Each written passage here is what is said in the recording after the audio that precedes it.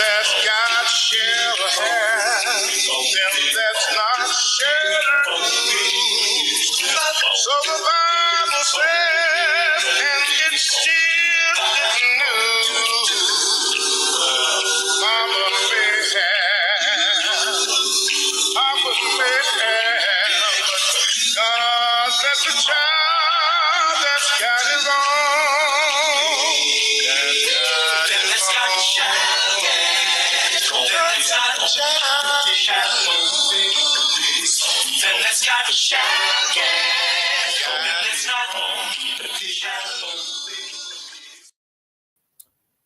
Yo, what is up? What is good, everybody? Happy Saturday. Welcome back to Straight Savage Podcast. Let's see who's in here. Legend Series hit me up earlier. Crusty Old Crow, Savage Lands, cheers for considering all the angles. Greg Archer, sounds interesting. I've been out of the loop, no lives or news, just doing other things lately. So glad I can tune in. Yo, Greg Archer, what's good with you, fam? Same time, yeah, man, I tried that too. Good luck, I'm out. Have a great show, my man. Same time, out. That's what's up, Shane. Hope you're doing all right, man. Jamie Lynn, what's good with you, fam? Jukebox, what is going on? Yeah, hey Tony, man, that's that Rock. That's from the Rock show. Hustle, what's going on? Infinity Toys, what's going on with you, family? Evil Dookie, North Carolina, stand up. What's going on with you? Jay's Figs, what's up, family?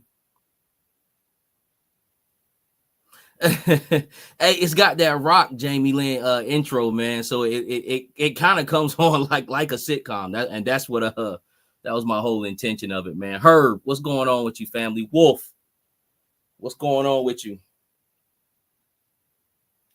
Greg, man, everything gonna be all right, man. Anytime you want to hit me on my Instagram, man, and talk, man, family, I'm here, man. I know we talked about a few things.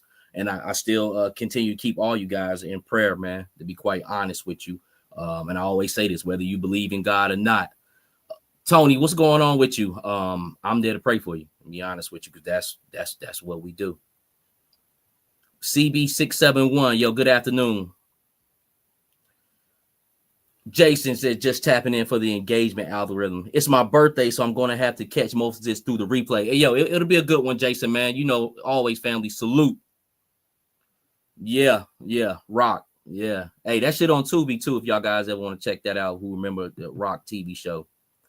Man, but I'm gonna go ahead and get right into it. I know some of you guys may got kind of confused on the thumbnail there, man. I don't have a problem with Aaron at all. I'm not gonna duck and dodge what's been going on this week. Me and Aaron have not fell out or anything like that. I actually have him backstage, and I'm going to bring him on. He was one of the first people to interview me. You know what I'm saying? So, like I said, which has been a lot of shit over the past year, but I know definitely the thing with Ninja this week. I'm going to tell you guys like this. I'm not so invested into it where I'm just like fucking upset. This is my outlet. I understand there's a lot of drama that goes on in this community, but I'm not here to pick either sides. I know this latest thing with Ninja, like I love Ninja, to be quite honest with you. Anytime that man has came to my channel, he's been respectful, and that's what I respect. I respect people who show respect. And like I said, I'm not here to lean towards any side or lean towards Aaron's side. So what I'm gonna do is I'm gonna bring him on. I'm gonna have my regular episode, but tonight I'm getting my Brian Gumble on, basically, and get my interview shit on, and just ask Aaron 21 questions. And most of the questions aren't about the beef. Now, of course, I'm gonna go over the drama because I have no choice but to talk about it, which I was gonna bring Aaron on before this shit popped off this week. And I don't turn my back on people or anything like that. Not unless he said something fucked up about me, then I would. You know what I'm saying? But he hasn't. You know what I'm saying? That's not the case. So if you guys thought this was about some drama or something like that, it isn't. Because even though I really don't give a shit about what's going on, I'm interested in myself. What's going on with Aaron, the toy enhancer, man? So let me pull my man Aaron in, and we'll see what's up. Aaron, what's going on with you, fam? What's up, buddy? All right, man. I had to, do the little monologue before I brought you in, man, because I understand, man. Like my brother Shane and shit, man. He like we was talking earlier backstage. He's been upset with you, man, and the not everybody cares, but there is a lot of people who care.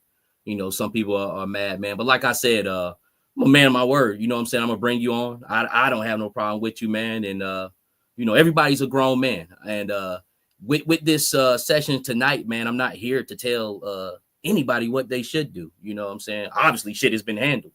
You know what I'm saying? Like as far as shots being fired and people putting out videos and things of that nature. But me, I'm never the one for drama. But I wanted to get this in, because if this shit wasn't going on, I'd just be having a regular toy conversation with you. And we still gonna talk about toys tonight.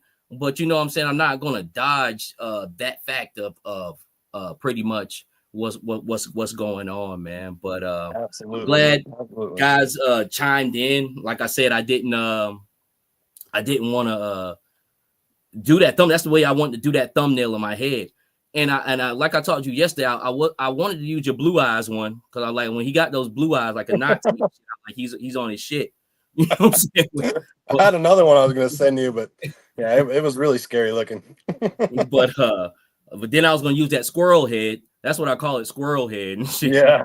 Like, he's on his shit when he's on his when he's got that squirrel head going with the on, big man. eyes and the little nose. Yeah. Yeah. So, but man, that was just the thumbnail I had in my head, and it's truly like I'm like, yo, what's going on with my man Aaron the Toy Enhancer, man? But I hope all you guys have pretty much had a great week, man.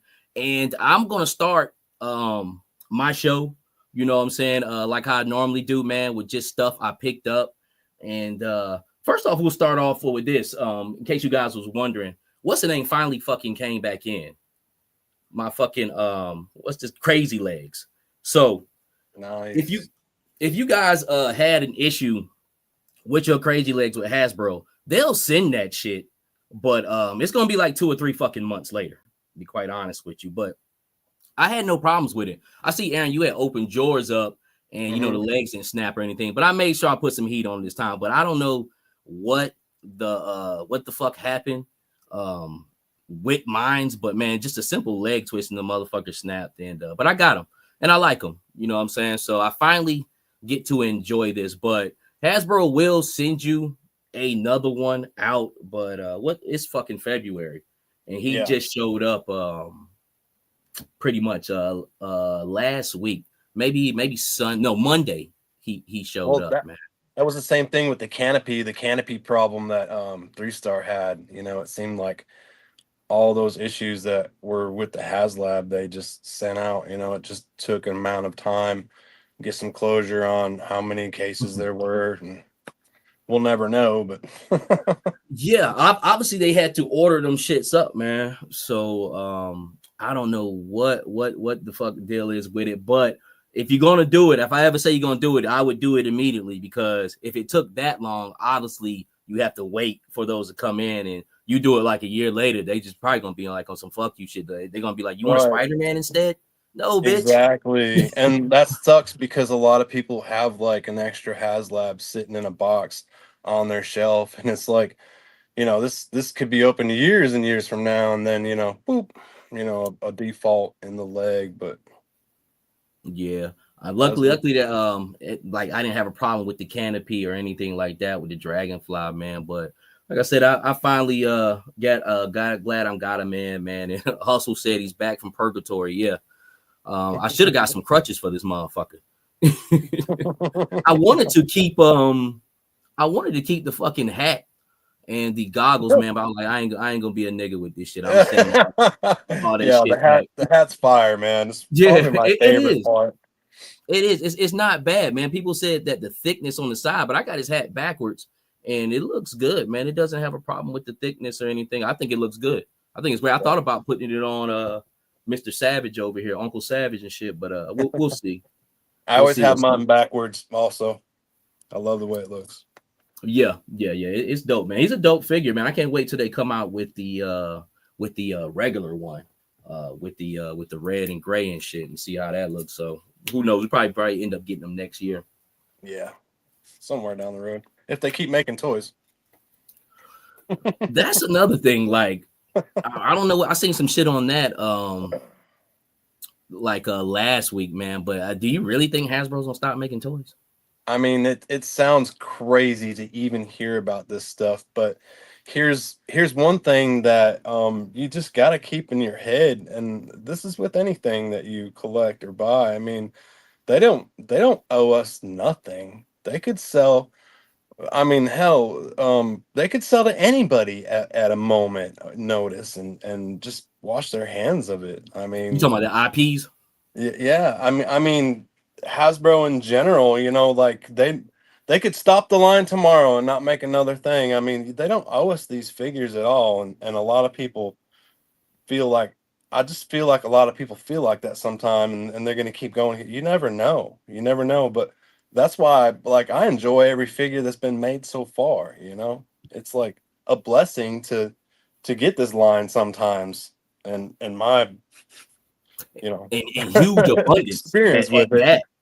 We've gotten so many figures, and the line's so huge right now. I mean, it's crazy, man. You know, kind of living the dream, really.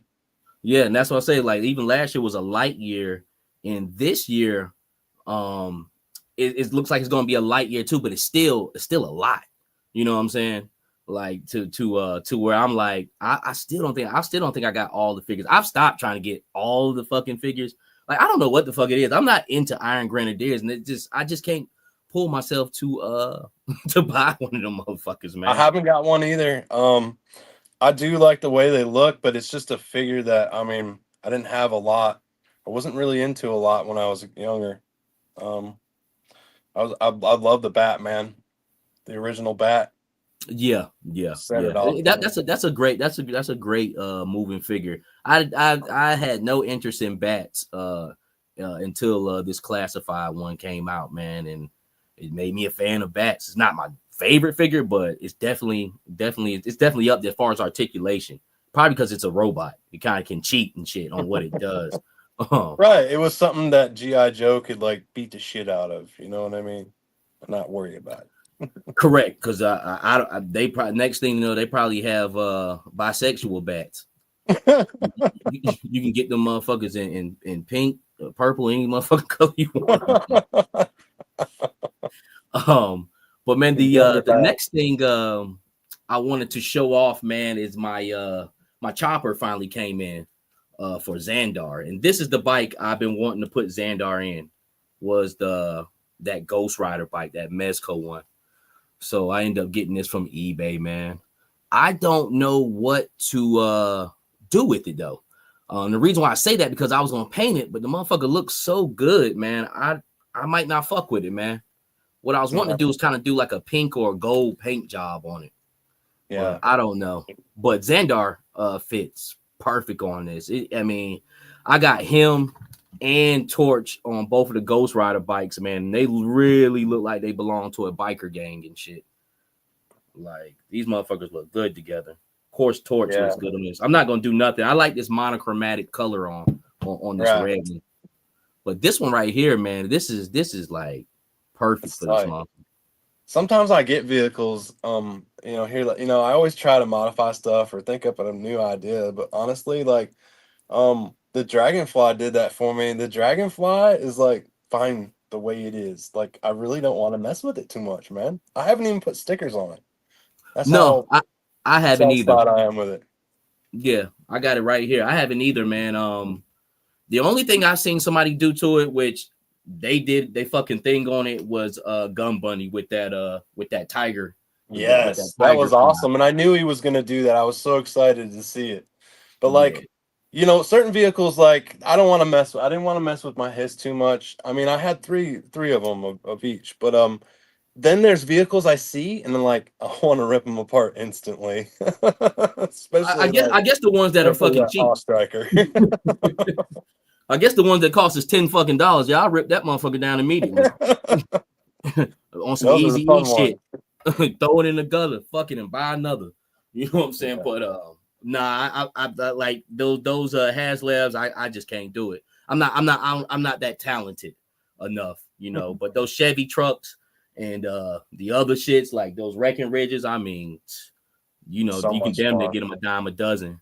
Be quite honest with you, man. So I have no problem fucking with them, man. But I wouldn't mind, and I would have to get it you know, sent off to somebody to make my Rattler a Tiger Rat. You know what I'm saying? That'll be, I would do that because I have another Rattler coming, man. So I'll definitely be down for that, man. But that's about it, man. That's the only thing I could think of because I was thought about doing an episode of you know, just making like, 'cause I'm about done with HasLabs, man. Like that whale comes, then that's pretty much fucking it for me. You know what I'm saying? Like I don't know what else I could possibly fit because I don't want to tell myself, but I'm running out of fucking room here. It's no matter how much I clean this room up, it's still packed, you know what I'm saying, to capacity, man. Like I can't do too much more. I'm in a 20 by 30 spot here in this wall to wall, just toys. I know you collect other lines like I do, and man, is it? I'm pretty content with what I have. I'm really just picking up, basically just cherry picking from little groups here and there now. And I even like I don't have all the classifieds like I used to. I have my boxes displayed because I love the artwork on the boxes, but I don't have them all the numbers that have come out recently. I've kind of slowed down, and it's from space. And like another thing is like I'm just really content with what I have right now. I'd have to say that. I'm content myself also, man. Like if I don't ever get another GI Joe again, I'll be good. I do want more, but I have so much. There's some Joes I desire, like wetsuit and something, you know, I got a little hit list here and there, but I mean, man, we've gotten so many. And not even with Joe's, like I love my X-Men 97 that have come out, and Mythic Legions, and man, I love the Giant Man I got. You guys know I'm down with like some Super 7 toys. I'm also against some Super 7 toys. You know, that's like there's so much to suck in and like pretty much have what I want to work with for the things that I want to do, at least on my channel. Mm-hmm. Yeah, I seen Legend Series say that I paint the wheels at least on these bikes. Man, I just don't want to fuck it up. I don't want it to be looking janky. And I see one thing I think is cool. And I did try something. You can't really see it on here, but I hit these points with a little bit of gold paint. And I'm not going to paint all of the bikes. I don't think you can take this bike apart. I don't think you can rip this down like that. I think it's eternally like kind of put together. I don't see any screws or anything like that. But I did think about it. And it would probably be a kind of cool effect because these wheels light up. Like this is a bike. These Ghost Rider bikes have electronics inside them. So you could probably still see the light up effect up under the paint. So, Tony, I thought about it. One thing I'm not going to do, I'm not going to jump the gun and make myself do something because the bike is dope as fuck, just like metaled out like that. If anything, I might do some shit like a wash, dirty it up a little bit, kind of exhaust smoke it out in the back with the tailpipes or do something like that. And if I do put paint on it, it's a Dreadnok bike, so I still might dirty it up. But it's something I'm going to sit on for a little bit because I don't want to do no stupid shit. Let me see what some of the chat is saying. We got some Dreadnok bikes. We got some 3D printed bikes at the where do we get them at? Joe Fest. We picked some up. I haven't really done nothing with them.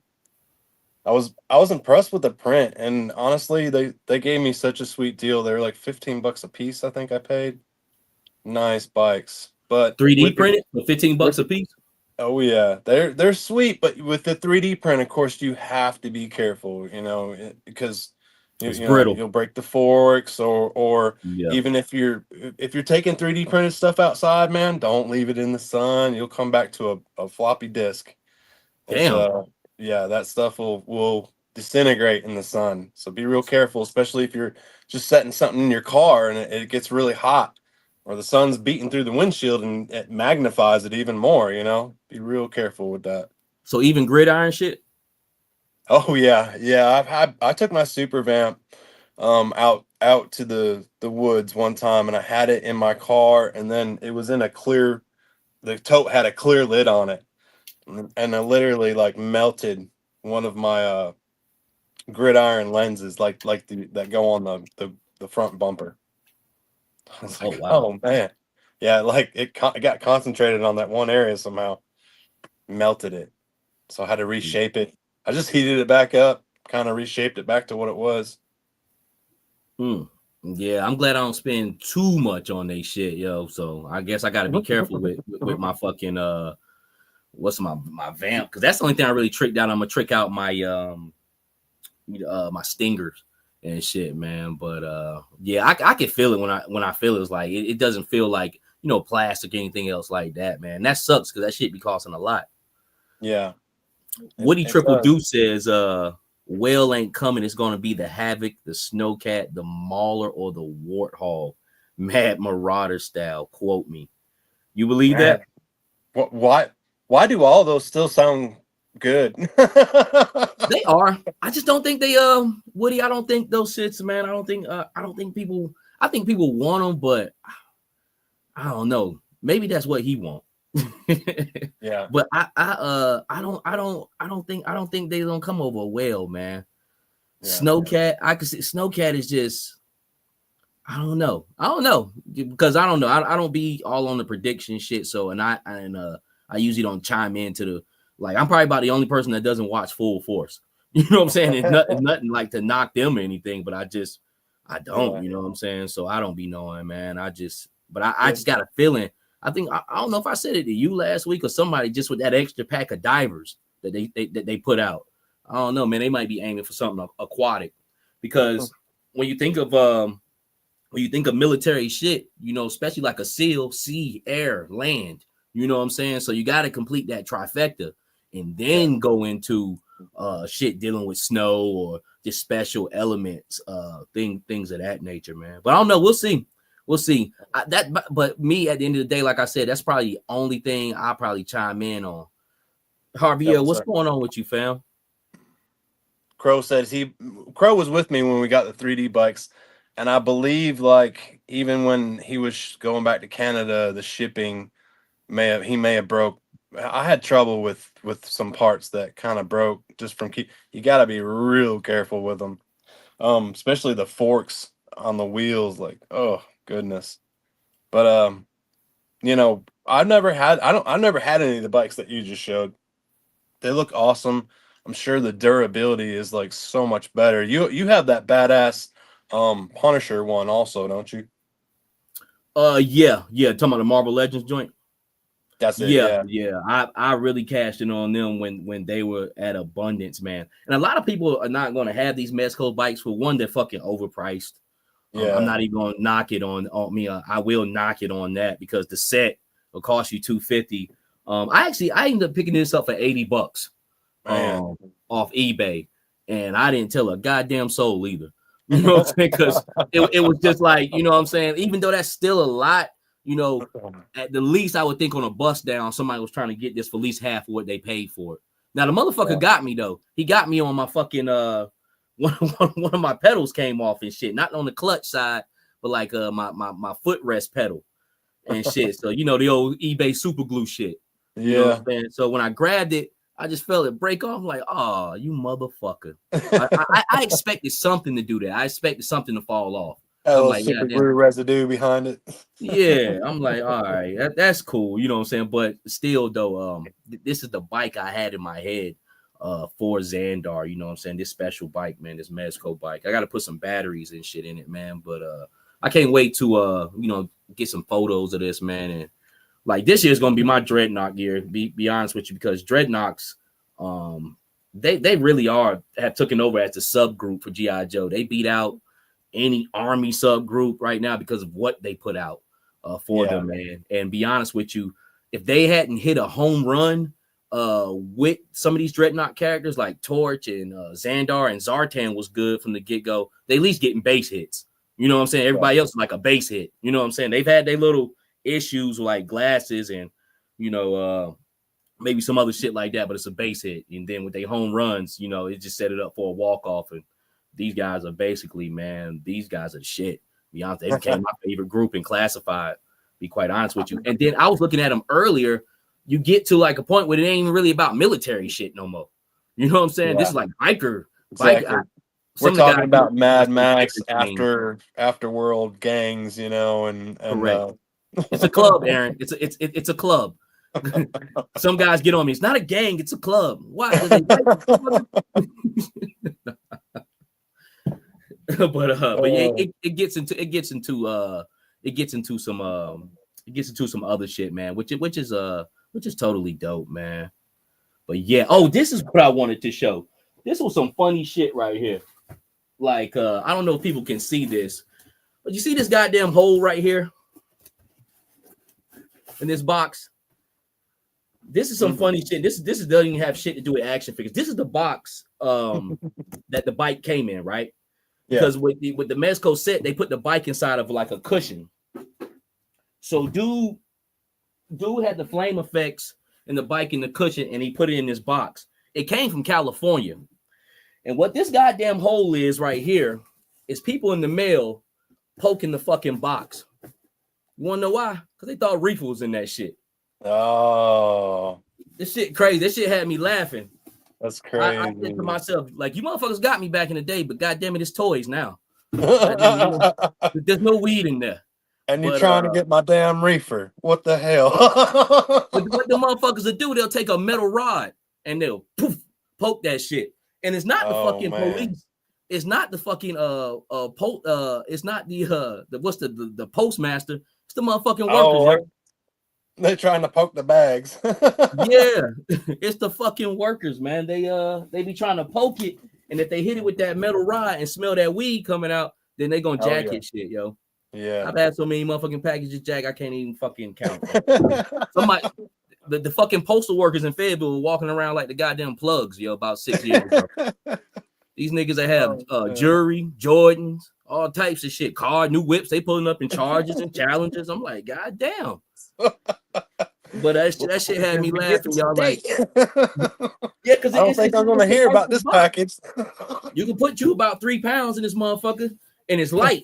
You know what I'm saying? So when they hit it, they seen that California tag, and it was light. They're like, "Ooh, we got us one today." Nah, nigga, it's a toy in there, yo. It's a toy. Yeah. Leave that alone. But that shit had me laughing like a motherfucker, man. But yeah, I think as far as toys, that's the only thing I gotta do. I think man, be honest, I didn't have no time to do no videos and shit. I gotta do one video. I gotta do my my black action figures for February.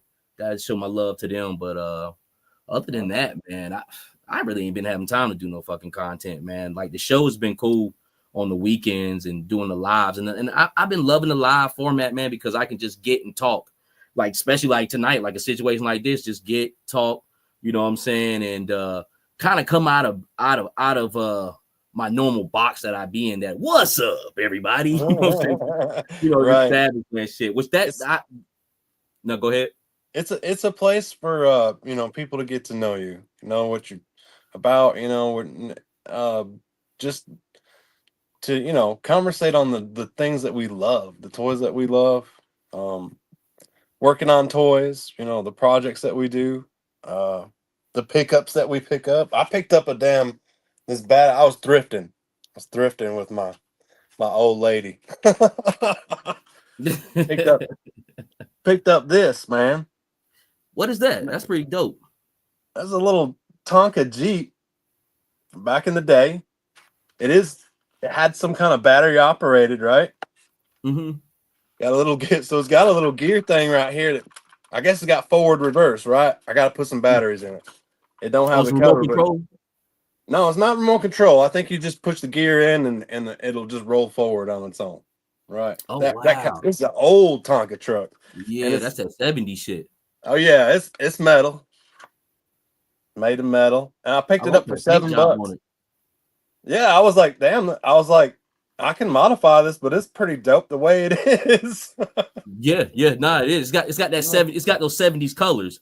Maybe You know, paint. like in the 70s, they'll have that throw up green or that or that popsicle orange. I've popped a figure in it. It just needs a little piece of plastic taken out right here so the feet can slide through a little more, and then it'll sit down perfect. But I was like, I just seen it sitting in a thrift store. I'm sure you guys do that all the time. But Somebody up here said they had that as a kid. Let me see who it did was. you? Oh, Ken Best says, "Holy hell, I had that as a kid."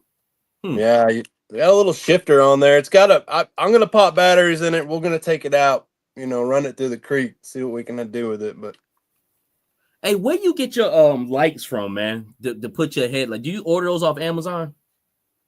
I just go on Amazon and you can just type in like RC lights, RC lighting.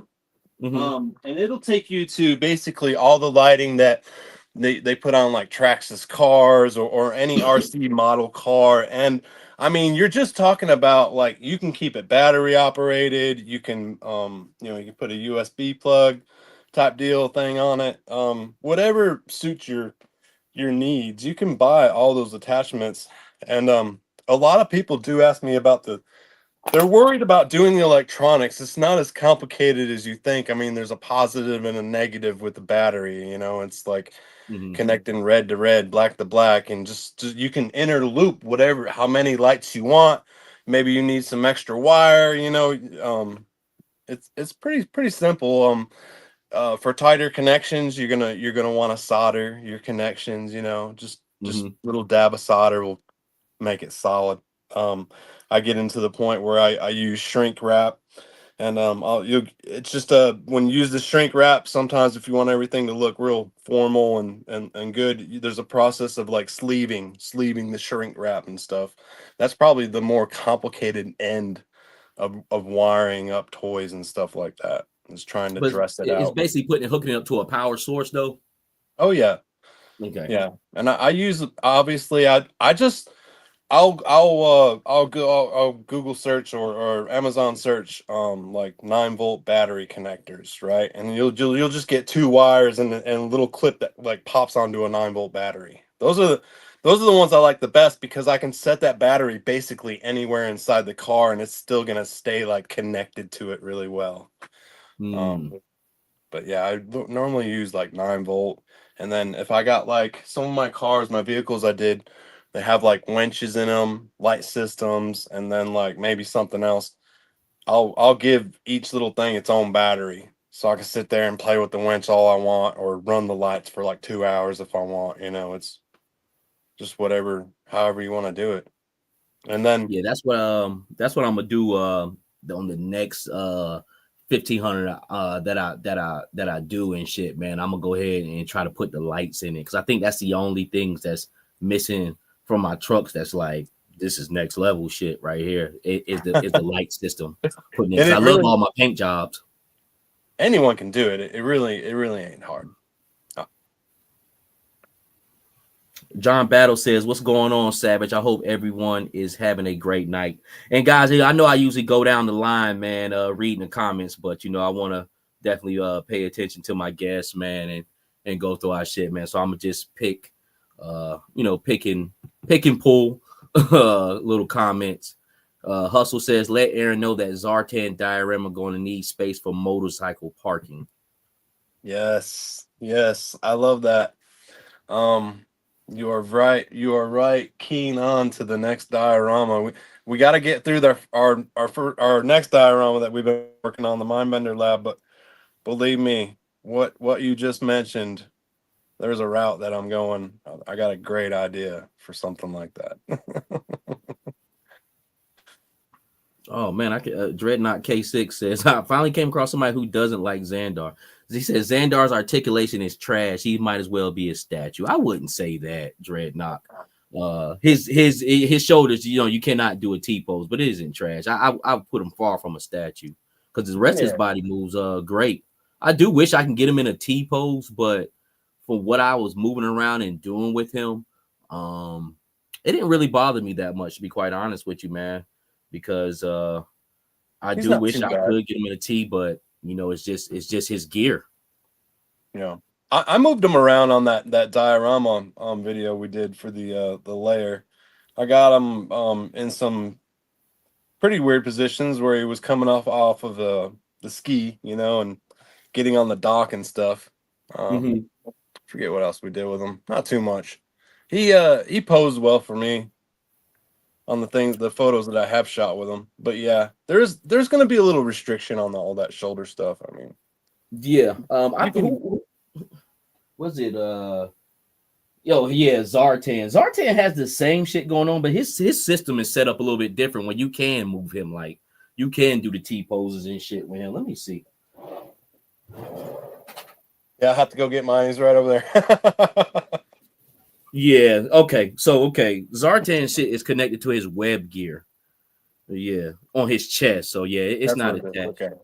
Yeah, and they did Zarana's the same way as Xandar's with hers, where you can't lift it all the way. Why they did it like that, I don't fucking know. You know what I'm saying? I wish it was more set up like this, but technically, he's never really supposed to have a vest on. He's just got a chest and shit. You know what I'm saying? So I guess that's why they did it. You ever who have was a that? problem with the Zarana arm coming? Uh-huh. Yeah. So easy. Yeah, But her goes arm was right back popping out on. too, right? She had an issue with her arm popping out, right? Yeah. If you pull on it, I mean, it's just an easy pop, and you know, I mean, it is a very, you know, all these female figures. Not saying they all do that, but I believe, you know, it's just like misjudging, you know, some of the sizes of the holes and the pegs She and came out whatnot. doing a shitty wave though. Yeah. Cause all that whole wave like that. If you ever go on Amazon and see that red bat, it's like $16, and it's been $16 for over a year now because it was part of that shitty wave. She was in that. She was in that Dusty, Dusty and the Crimson Guard. Yes, so she didn't come in that full shitty wave of Cover Girl, Outback, the original one. But I think that wave came out either right before or right after that wave. So I guess it was in a time where they was having some shitty production or whatever. But I remember her being around the shitty wave. That's what I call it, the shitty wave. Yeah, All the figures had Ollies, something going on. that first Ollies hit too, really, because that's how a lot of Correct. people were trying to score the Crimson Guards by taking all the Crimson Guards that they could find, and then you'd see her and Dusty left behind. So. Correct. And then I guess once after everybody was like, well, shit, ain't no more goddamn Crimson Guards left, I might well buy y'all motherfuckers. Well, even Dusty was good for like building like desert troopers. Like Woody 222 made an amazing assault team out of those Dusty troopers, and I mean that's a brilliant idea, especially to just dabble into customizing. You know, that was a great approach on where to start. His desert team came out awesome. Yeah, I was on a fall back and grabbed those Dusties, but there's been times where I seen the cases of the Dusties and shit, and I just didn't grab them. You know what I'm saying? I was like, I'm good. I'll let somebody else get them. Then I was like, well, you know what? I probably could do some things with them. I go back, no motherfuckers gone. You know what I'm saying? Because I grabbed a bunch to customize, but I have a bunch of them, but one I got signed by Rod Rudat, so that was nice. awesome. Yeah. Yeah, but yeah, man, I don't know if anything like that'll ever come again, man, because be honest with you, for the most part, they were unloading some great figures, you know, if they have a small flaw or not, which most of them didn't. The Crimson Guard had no flaws. Yeah. Dusty, as far as I know, had no flaws. Arana's kind of like the only one, and then they were letting go a lot of the Crimson Twins and fucking Stalker, which all those figures are fucking great. Really, I couldn't believe I love the twins. I think just the Crimson Guard's just like a sacrificial lamb. Like, man, we're not gonna bust down these cases. We let these motherfuckers bust them down here. Just send out the whole fucking thing. And I think that's what happened, man, because I crazy part about it, I was all over the state looking for them motherfuckers. You know, I box truck and shit. And fucked around and found them when I came back home to my home ollies. They were just sitting in front of the fucking store. Yo. I'm like, oh my God, yo. And I yeah, always felt like it was like maybe a lost container or something, and then they just found a container of that wave, and they did just went all the alleys, bam, bam, bam, because there was so many people getting them. I mean, like so many, and you never really seen them in the store for sale. The regular stores. It was crazy. no, that was almost like perfect for me because I felt like I got burnt with the Alley Vipers because man, I dropped like $400 on Alley Vipers from Big Bad Toy Store, and Yeah. then a month after they came out, they immediately went on sale for like $15.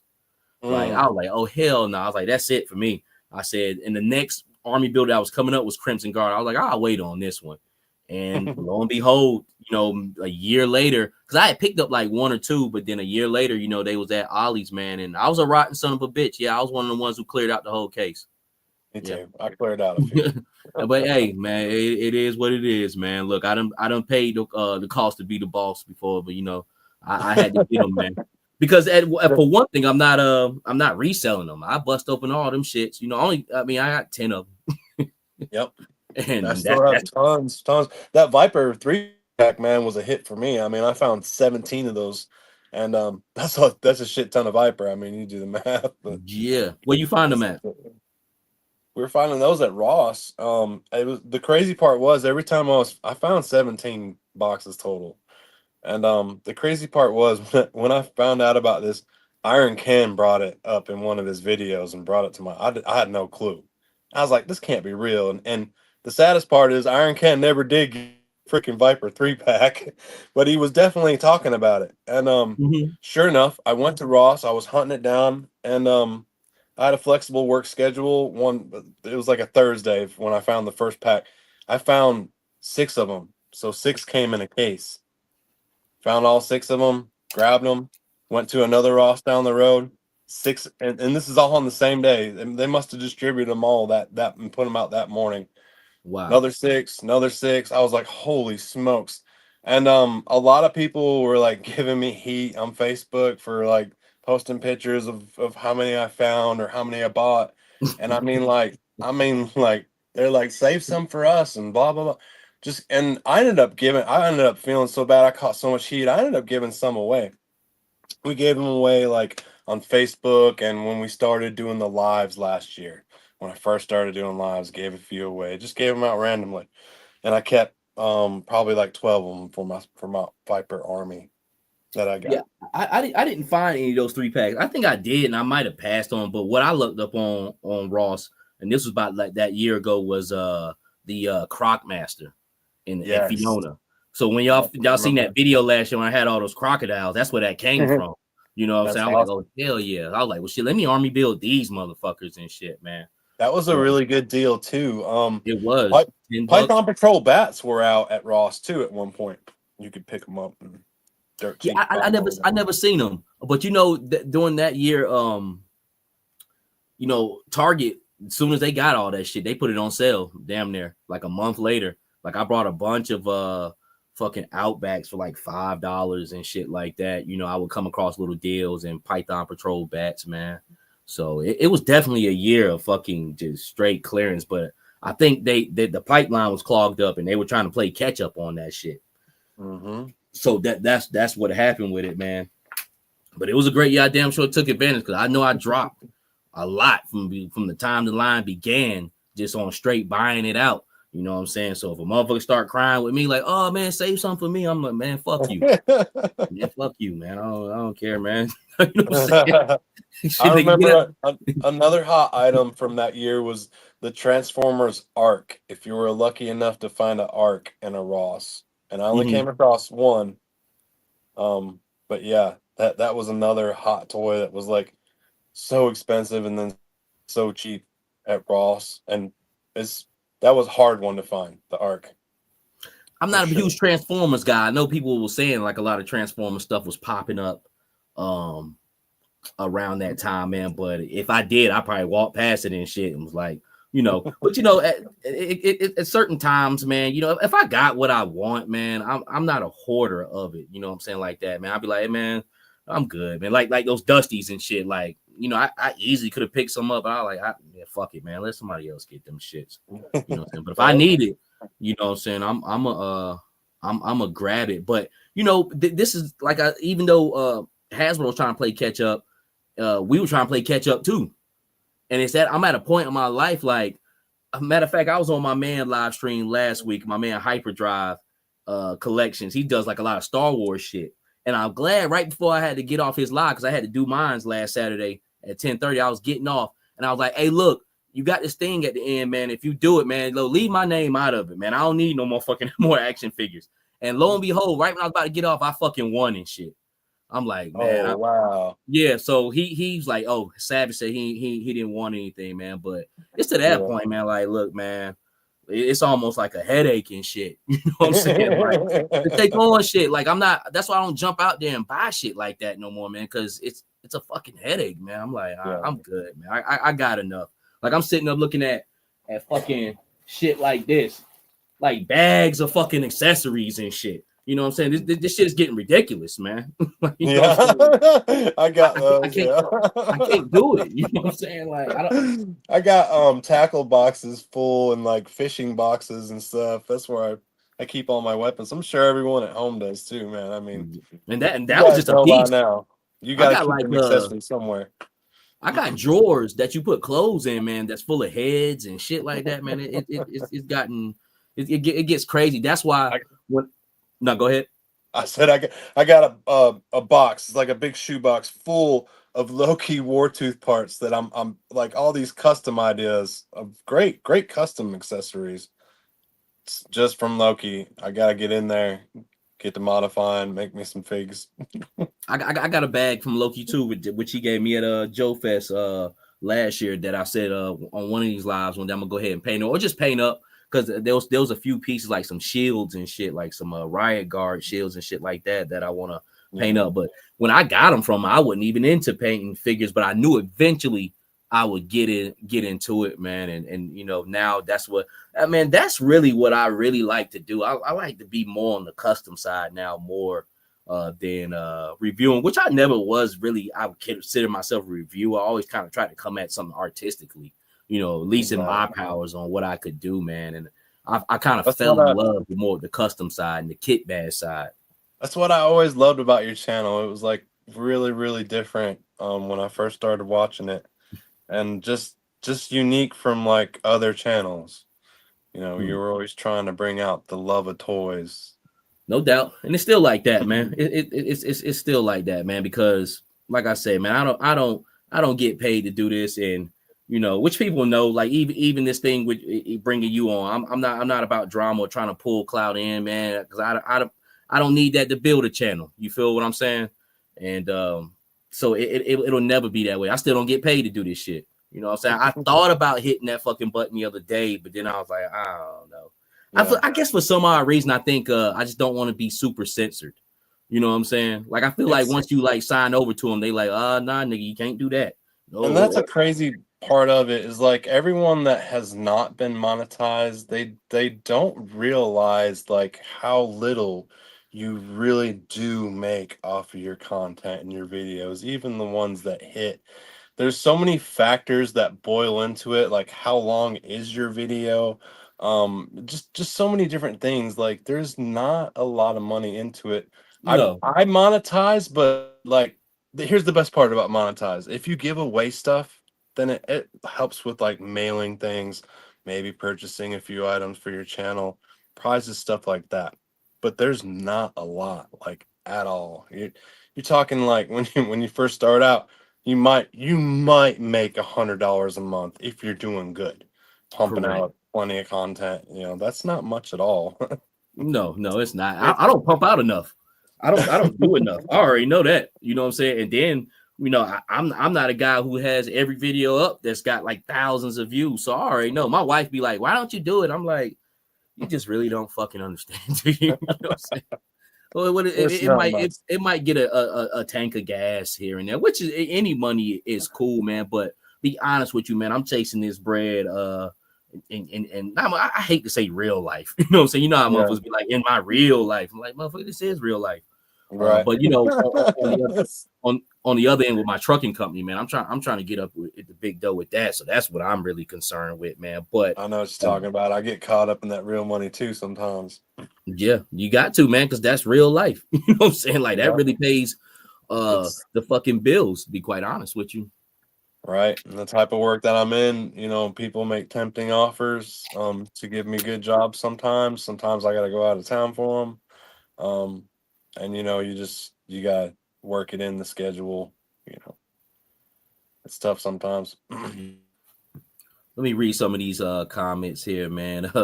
My man Hustle's like he was like, use that weed box and do an accessory giveaway. But you know what though? I tell you what I might do, Hustle, man. I got some action figures in a box because like when I cleaned my room up in December, I shaved a lot of fat off the shelves. A lot of shit like up here, like what is this doing up here? Like, why did I even buy this? Everything I got up on my shelf now is legit shit. You know what I'm saying? So I got bags of action figures. I was like, you know what? Either I'll sell them for stupid cheap or I'll just do a giveaway, man. If anybody looking for extra figure fodders, man, that's how much extra shit I got off. So I'm gonna come up with something, Hustle, man, in the future, man. Just kind of, you know, show love back, man. Yeah. We all got the figures laying around for sure. I'm the same way. When I made the move, I lined out a few shelves on the bottom were just for like to give away, you know, during the year, for random prizes. And you know, there's a lot of stuff like when someone wins on my channel, wins a prize or something, I'll send them. I normally know what they like because everyone just, you know, you get to know everyone. But if it's someone I don't, I'll ask them what they like and I'll send them a picture of like whatever toy lines they mentioned, you know, and I'll be like, well, here you go. You can pick from here and here. So it's kind of more like an option on what they get. Mm-hmm. They don't feel like, oh, well, I won this prize, but it was only one prize, you know, or whatever. I kind of like give them an option. And I'll do that until like the prize thing dwindles, if it ever dwindles down. But yeah, so many figs I pick up. That's just how I do it. Yeah, I got enough shit in here to give a giveaway every fucking day. To be quite honest with you, man. But I like I said, I'll get into something because I don't know, man. I just be real selective. I never really wanted to get into anything to try to boost channel things like that. Sometimes I think people come off as that, man. But like the first thing I gave away was a truck that was a labor of love. You know what I'm saying? Like when I was building out and customizing the truck, I just did an extra one too. Like, you know what? Let me give back. You know, some guys who be like fucking with me, man. You know what I'm saying? My man from Chicago won that joint, man. And I'm glad it went to him. It actually kind of went to the perfect person. I believe he was in on the live that night. When I did that. It's exciting too to give stuff away because I mean, obviously we've been on the receiving end of that with being in other people's live streams doing giveaways. I like if you've been watching me, you know, I like to put you through torture, and I'll do the trivia night, right?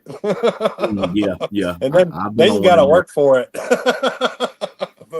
but yeah, we do have some regulars in there. I meant to get back to this comment right here. I don't know if Cornelius Smith, G.I. Joe, what's good with you, family? I don't know if he was talking to the chat or just asking us. He's like, what do you think about the Saw Viper? What do you think about it? I don't have them. I don't have the Saw Viper.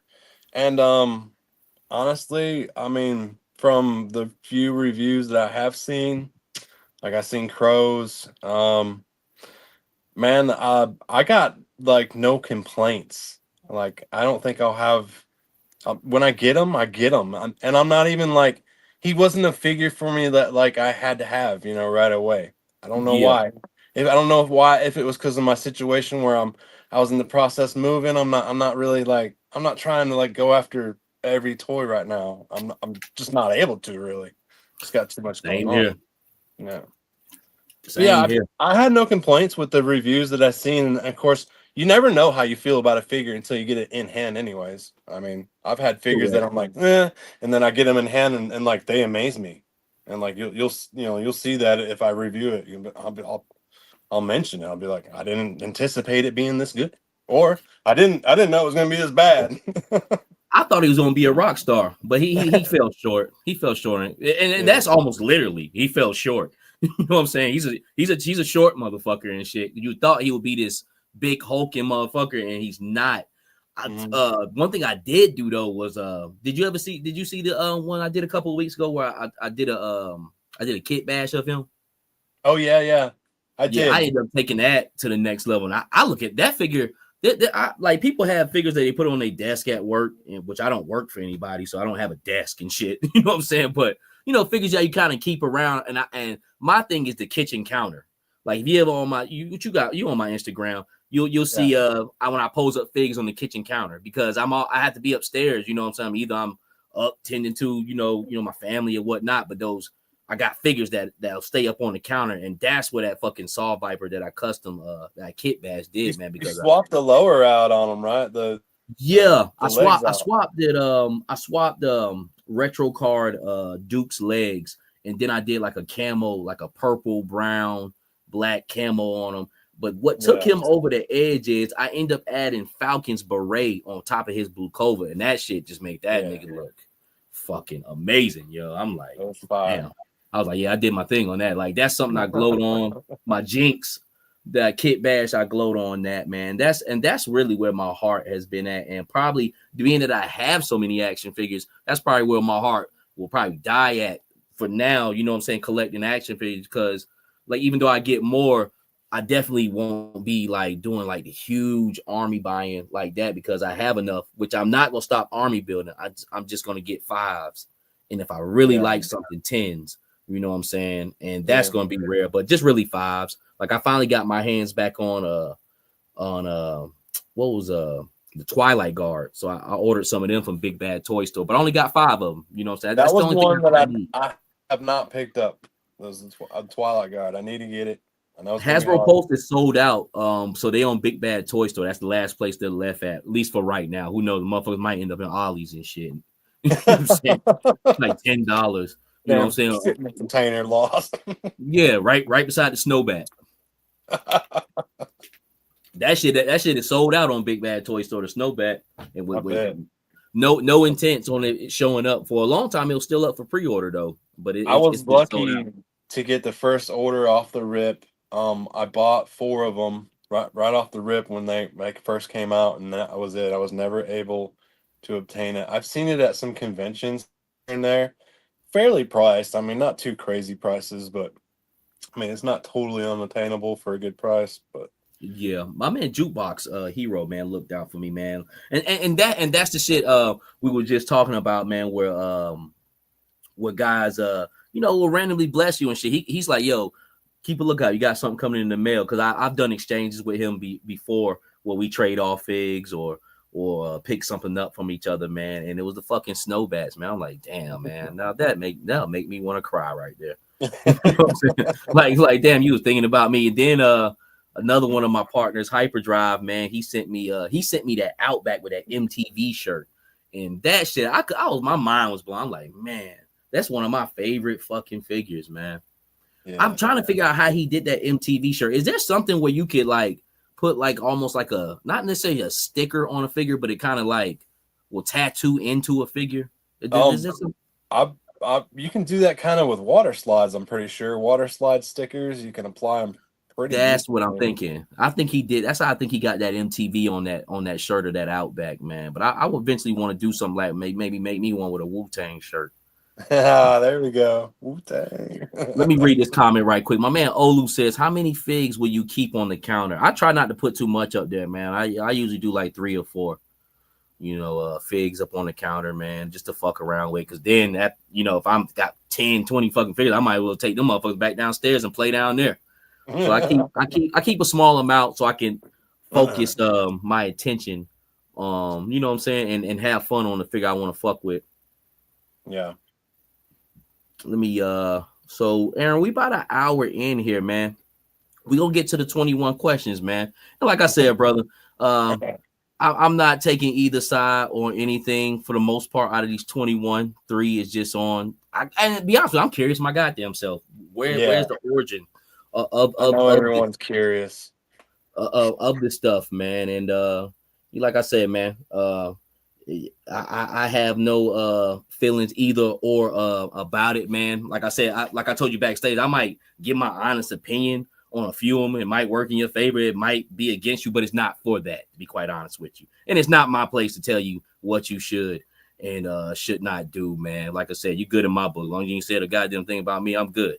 You know what I'm saying? So we good, man. And plus, I man, appreciate I you, met you bro. in real life, man, before, man. Yeah, So yeah. we I good to go. love, And I on that. love Savage Land. But man, so we at the top of the hour here, man, and we're gonna get with the 21 questions, and I got them spaced out, and it's some good questions too, man. Good, healthy questions. The first question, Aaron, is how do you feel about G.I. Joe? And we will take about 3 minutes apiece on each question. That should balance out the rest of about 60 minutes. So the first question is how you feel about G.I. Joe, like just the brand. I'm sure it's gonna be for the same a lot of you guys at home. When I think of GI Joe, takes me back to when I was a kid. Most importantly, like I'd say the most importantly thing I learned from GI Joe growing up was that like people of different color did not matter as long as you were working together as a team. You know, that was one of the most important things that I didn't have no dad around to teach me anything. So I didn't know about racism or anything. Really didn't know about any of that until I got down south. But then yeah, when I moved down south, I was like, what the hell? You know, like didn't know what a racist person was. You from upstate New York, right? I just upstate found that New out. York. Yeah. What part? Yeah. A little place called Endicott that's in Binghamton, New York. Is that near Syracuse? Yeah, say probably an hour south of Syracuse from there. Okay. Is that near Right Ithaca? there. Close to PA, yep, Ithaca. Okay. Yep. You ever met Tom Green before? No. No, I don't not. You know what I'm talking about? Tom Green? Yeah. With the comedy guy, yeah. Yeah. Nah, man. One of my favorite movies, Road Trip. They went to college in Ithaca, New York. Oh, okay, yeah. Yeah. But no, man, I spent a little time up there, man. I had dropped the load in Syracuse. Okay. And I stayed over the night. And then when I was coming back down south, about to go into Pennsylvania, I'm like, oh shit, I'm in Ithaca. Wow. Never thought I'd be here. Interesting places that you end up being at in life, man. But I was actually kind of talking about and I'm sorry, I should have been more specific because the next two questions are going to pretty much be pertaining to what that classified. How do you feel about classified as far as the brand? Like truly feel about it? Does it suck? Do you think it go to new levels or what? It's great. I love Classified only because I'm revisiting a better version of what I enjoyed as a child. So that's what I'm saying. It's great times to be alive to enjoy this toy line. For sure. Nice. And Krusty Old Crow says, I believe Tom, yeah, I knew Tom was from Canada, but I'm pretty sure he's seen it. But yeah, no, movie Tom Green. Yeah. Road okay, trip cool. where he was eating pancakes and then he didn't want powdered sugar on him, so the guy went back there and wiped him on his ass and brought him back, right? Yeah. And he's like, that's good. Yeah, that was a funny fucking movie. That's one of the movies back in the day, man. We just smoked to and just be laughing, man. It was definitely a classic, man. Next, we got about 3 minutes to spend on this one. How do you feel about Monster Force? So far, the only thing I have from Monster Force is the Kilowog. So that's basically just having the Veteran Williams Wolf. So I can't really give an opinion on it. I did have some stuff ordered, but I made some last minute cancels because I wanted some other things to go through. I just didn't have the funds for it when it was starting to ship. So I did cancel I had 3 pre-ordered, but I think it's cool. I do like that general figure. I don't know all their names and everything. There is some figures that definitely caught my eye, and I will eventually get. I think Monster Force is doing good. I heard that a lot of them were like repaints, but it's good enough that I will invest in it, eventually pick it up for sure. I mean, it has my attention. I just didn't jump on the first shoot of it. That's the same thing here. We pretty much was in the same boat, man. When Monster Force first came up, which I kind of retracted because I like, man, I don't know how these motherfuckers gonna do. Why the fuck I got a bunch of figures added up? You know what I mean? In my basket like that. Like, I need to see what one is doing. I got Van Helsing, and at the time, like, man, I really ain't got the funds to trick off on this shit like that, and I don't know what's coming up, man. But I think it's pretty dope. I think it's a mix between G.I. Joe, NECA, and Valiverse.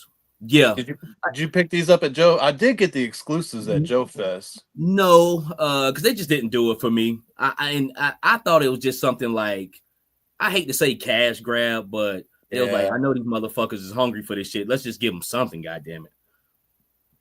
And these are, I mean, they do move good. These are real buttery, but it's probably because that clear plastic on them. That's that, what I'm that kind of that glow in the dark. Like, I found that my that Valiverse Swarm, that green one, that's a glow in the dark. It's got a real, it's like more buttery than all the rest of them. It's real smooth the way it moves. And I think I overheard somebody saying that it's because of the glow in dark plastic. No paint apps or nothing on it. Yeah. But I like it, man. Overall, man. It still got some time to convince me to how good it can be. A lot of those guys with the blue covers and the berets on their head, I got a lot of those coming because I'm convinced now. So I just kind of kept them, on board as far as Big Bad Toy Store. All right. And it does have that WW2 feel to it with some of the figures. That's what I like about it, that old World War. It does. I can't wait to see these guys that I got. I keep forgetting their names with the blue covers, but they kind of the closest thing to like a regular military soldier. All right. So we spent 3 minutes on that one. Question number 3. How do you feel about Valiverse? And that's your honest opinion. Remove the owner from it for now. How do I feel about Valiverse? Your true feelings on Valiverse action figures, not the company, the action figures.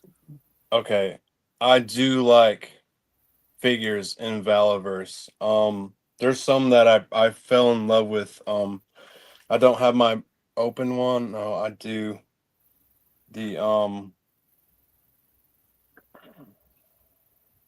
Praetorian was a great figure, man. Yeah, that was a good one. I don't know if you got a hold of that. Yeah, I got I picked up the black one. The black one. Yeah. Great figure. The movement and everything. Like, I can't find nothing wrong with the figure, man. The design of it, love it, man. I really do. Another one that I really liked was honestly Colonel Siege. I don't like his colors that they painted him, but for a customizer, I mean, like, so much to do with that figure. You could paint it so many different ways. I love the jacket on it. And I know, he had that little recall with it. We all know that's something that wouldn't bother me though. Yeah, that recall, it wouldn't bother me too much. It got irritating, but that wouldn't bother me. I think the biggest thing is something was breaking or anything like that. But for the most part, because I hadn't fucked with Valiverse in a while, at least about a year or some change since I brought a figure. But my man Chris had them, and that Wave 5 was pretty solid. But the ironic part about it, most time when I look, it's kind of it gets a mixed review. Some people say they losing their step, and then some people like it's great instead of usually the waves before it. Most of the majority of people like they're good, but I think most of the whole wave is good. It's just some I just don't. I didn't pick up Siege and I didn't pick up Atlas, but for the most part, man, I think they were pretty solid, man. So yeah, I say it's a 50-50 with me, on their figures that come out. Some I really do like, and then others I've just had bad luck with, or just it wasn't appealing enough to buy. Like, it just wasn't for me.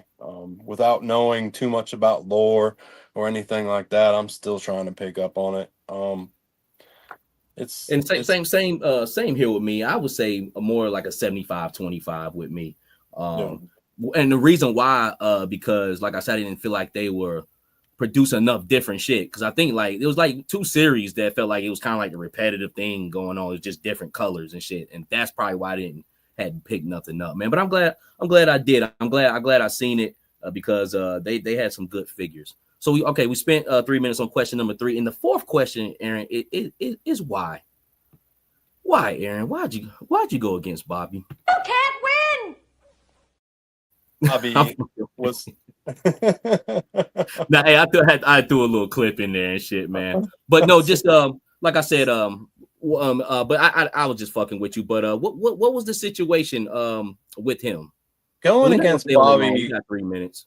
Going against Bobby never really like was supposed to escalate as far as it went. I didn't honestly when I launched my first video, which we all know it was the the Pandora video. All right. The ankle broke on me. It was first time I really had a action figure of that caliber break on me, and it was the first figure I ever looked at. It was really hard to get into that line because of just the way Bobby would talk on lives. Let's say that the way Bobby would talk was making it very hard to get my money invested into that line. But I finally gave everyone, this is Bobby, you're gonna have to accept it, blah blah blah. But yeah, got into the figure and man, it ended up being bad, just bad for pissing me off. I went and reviewed the next figure, and then I had problems with the very next figure that I tried in his wave. And then I got hit with a bunch of people telling me that I should have known about these figures, that they had problems and messed up. And nobody believed. I was like, I didn't know about these figures being messed up. I was like, where's this rule book at? I'm supposed to read before I get these damn figures. I bought them at a toy convention, And you got them at Joe Fest? Yeah, I got them at Joe Fest. Crow brought me this one. I don't mean to throw anyone under the bus by bringing them up or whatever, but I bought this one and this duster. I got one that I've never even opened up. Okay, because I'm scared to. No, we'll open them up eventually. But even Bobby had a run of bad luck with the Tim Kennedy there. Duster's not bad. He's ugly as fuck. I don't like the face with the mustache. I'll tell you right now. Yeah. Well, he's good for bust down. That's what I used him for. Yeah, he's got good I kit just basically stuff. just totally removed his head and I kind of switched him in and out doing some different things, man. Anyway, yeah, no man. And I told you I would chime in on that. Your first video I can understand because I think that came in the light of which I think my thing is with Bobby Valor. He knows what he be doing. I think a lot of people got upset with the Rattler comment and shit with that, which I've never even seen it before, but I heard the winds of it in it. And then I'm glad you brought that up because that was a trigger, that set me off when he basically at the end of the stream they can laugh it off, they can say whatever they want. Oh, we were just joking around doing that clip from the movie. Basically just told everyone that back to Rattler to get fucked. And I mean, he didn't look like he was joking to me, you know what I mean? Not at all. And caught me off guard. I was like, oh, I remember watching that stream, and I remember I'm not going to mention a name, but one of my friends texted me immediately like, holy shit, did you hear what he just said? Wow, it's like, and then I knew, man, he really doesn't care at all.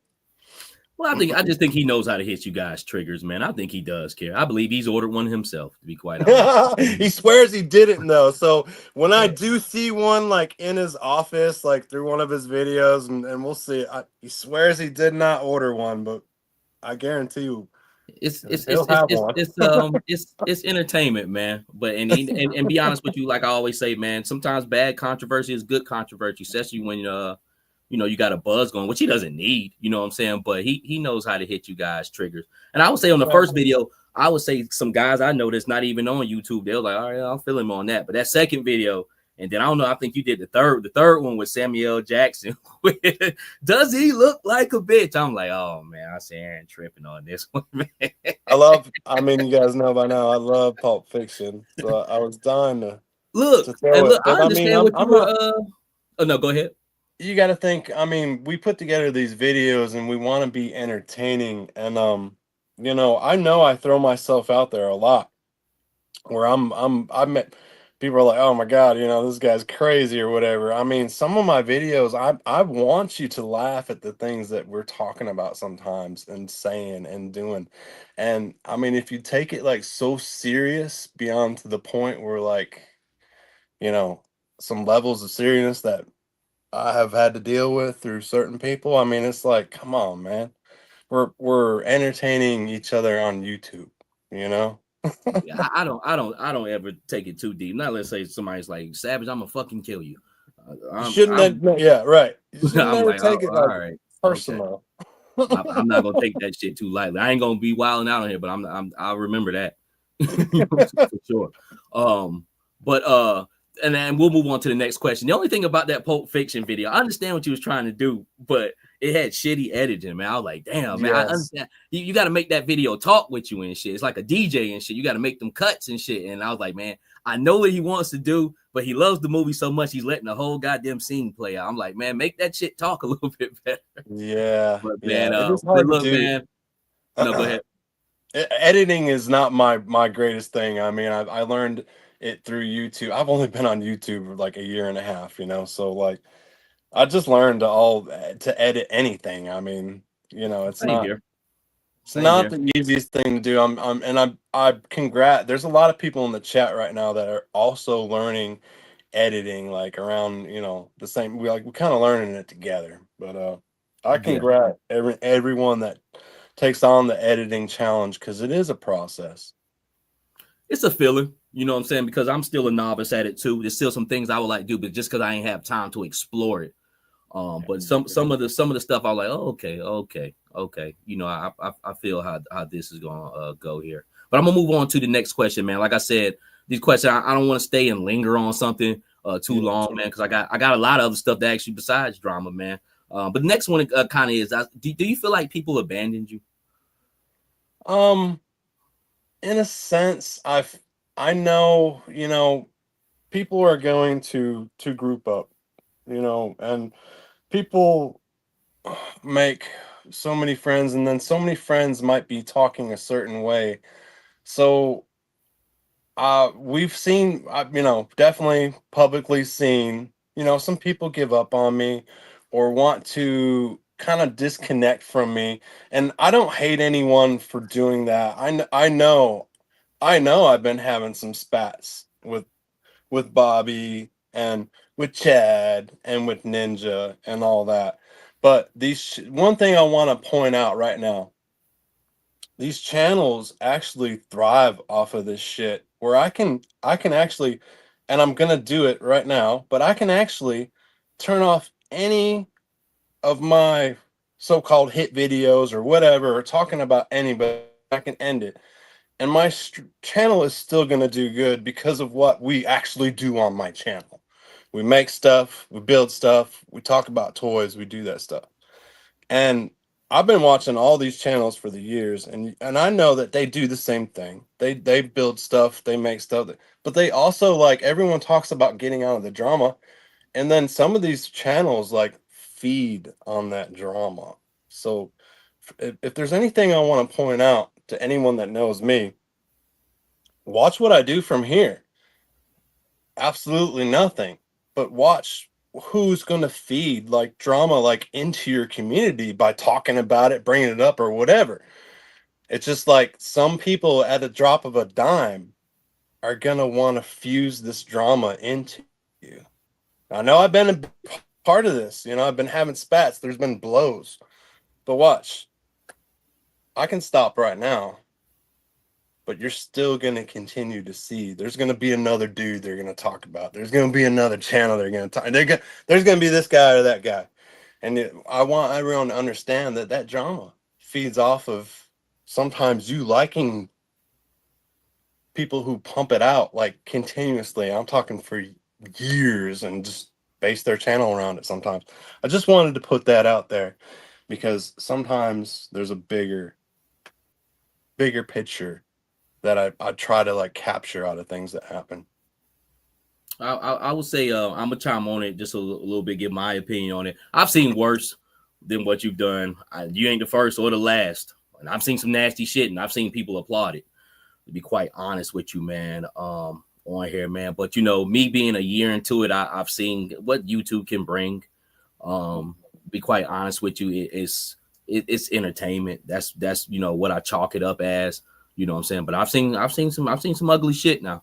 I've seen some ugly shit, and if you cool with a certain person or certain people, man, then motherfuckers will stand by and be like, well, I ain't see that shit. But that's what you're supposed to do. It's kind of like a double-edged sword. That's what you're supposed to do for your homeboys, though.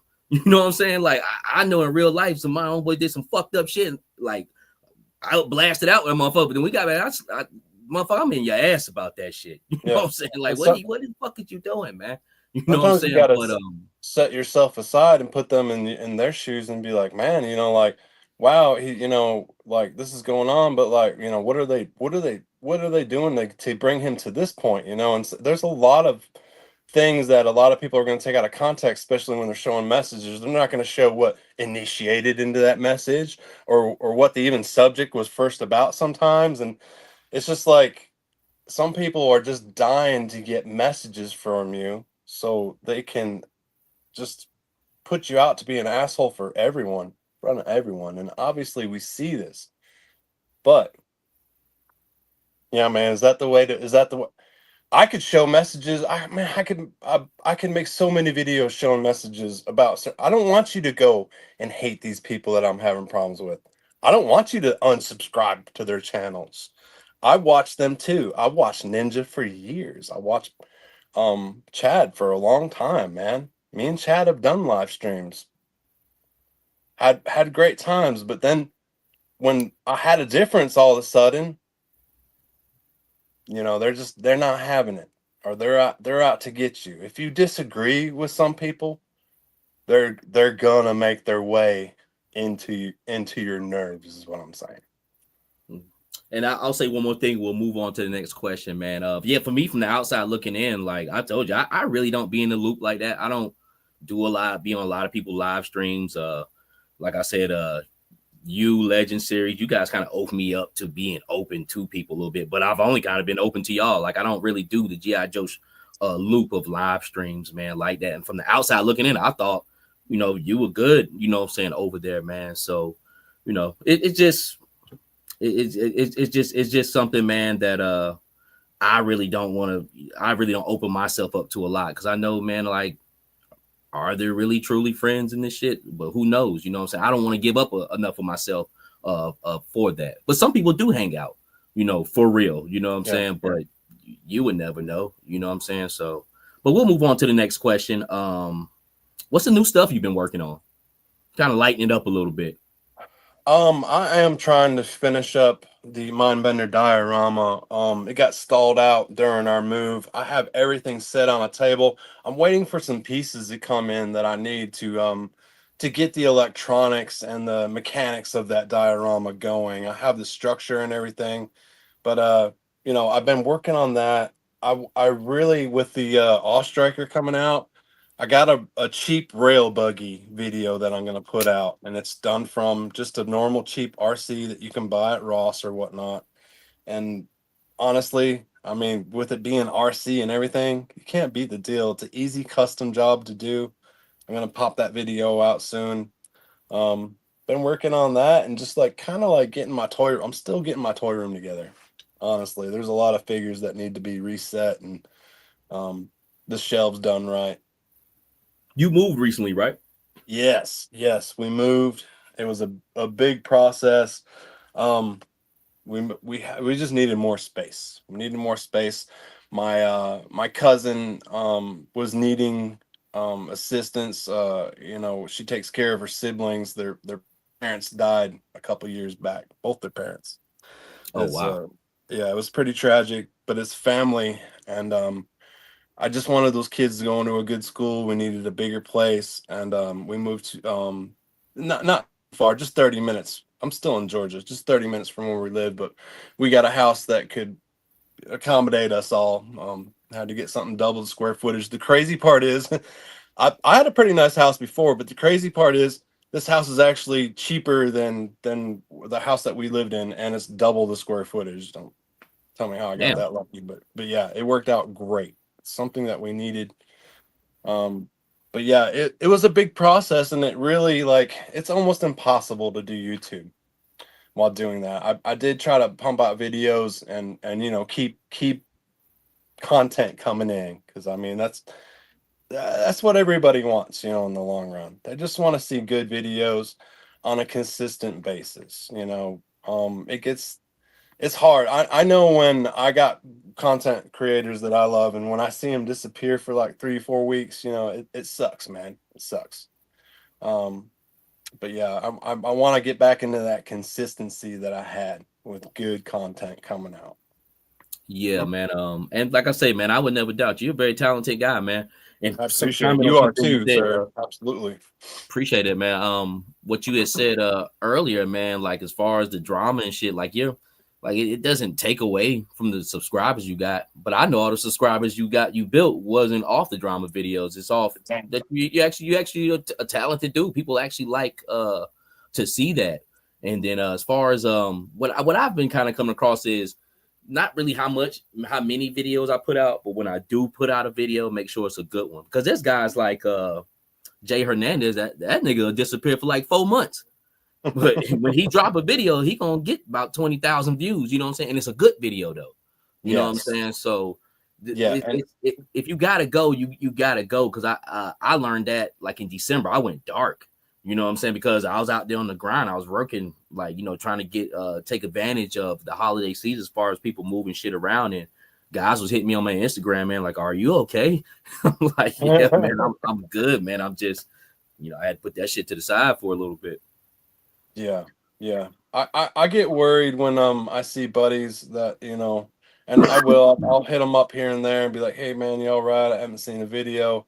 You know, Grievance was a good example of that when he drifted out from doing his videos. I was so hooked on Grievance. He's just hilarious. If you've ever watched the real Grievance, back when he was doing it, just a hilarious guy, super real, super funny. Could sit there and bullshit and talk shit about anyone or everyone. No one. We just laugh it all off. You know, it was good times. Kind of like you're in the locker room at the gym class, you know, and you're cutting up with your buddies. He really brought that element to it, and it's good stuff. But you know, it faded out. Called him up. He's like, yeah, you know, it's just life. Life hits you at the weirdest moments. He's like, I just got some shit going on, you know, and Life. Yeah.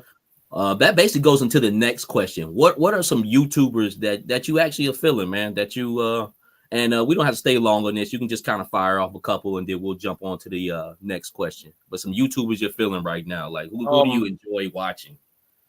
When I think of some of the greatest, definitely Cobra Commander 788 was one of the greatest, in my opinion. Retro J, I love Mega Retro J. Yeah, I met both of them. You guys know I like Punk. Punk's the one that actually got me into. I wouldn't have never done live streaming or anything. I had my YouTube channel going. I just started at the time, but he's the one that elevated me to get into the live streaming. It's very intimidating at first. It can be very intimidating. I probably would have never done it if it wasn't for Punk. Nice. Shout out to Punk though. You know, I had a good live stream with him, man. Because be honest with you, wasn't for you, I wouldn't have never been him, because you had told him about me or whatnot, man. Because like I said, I don't too much venture out and shit. And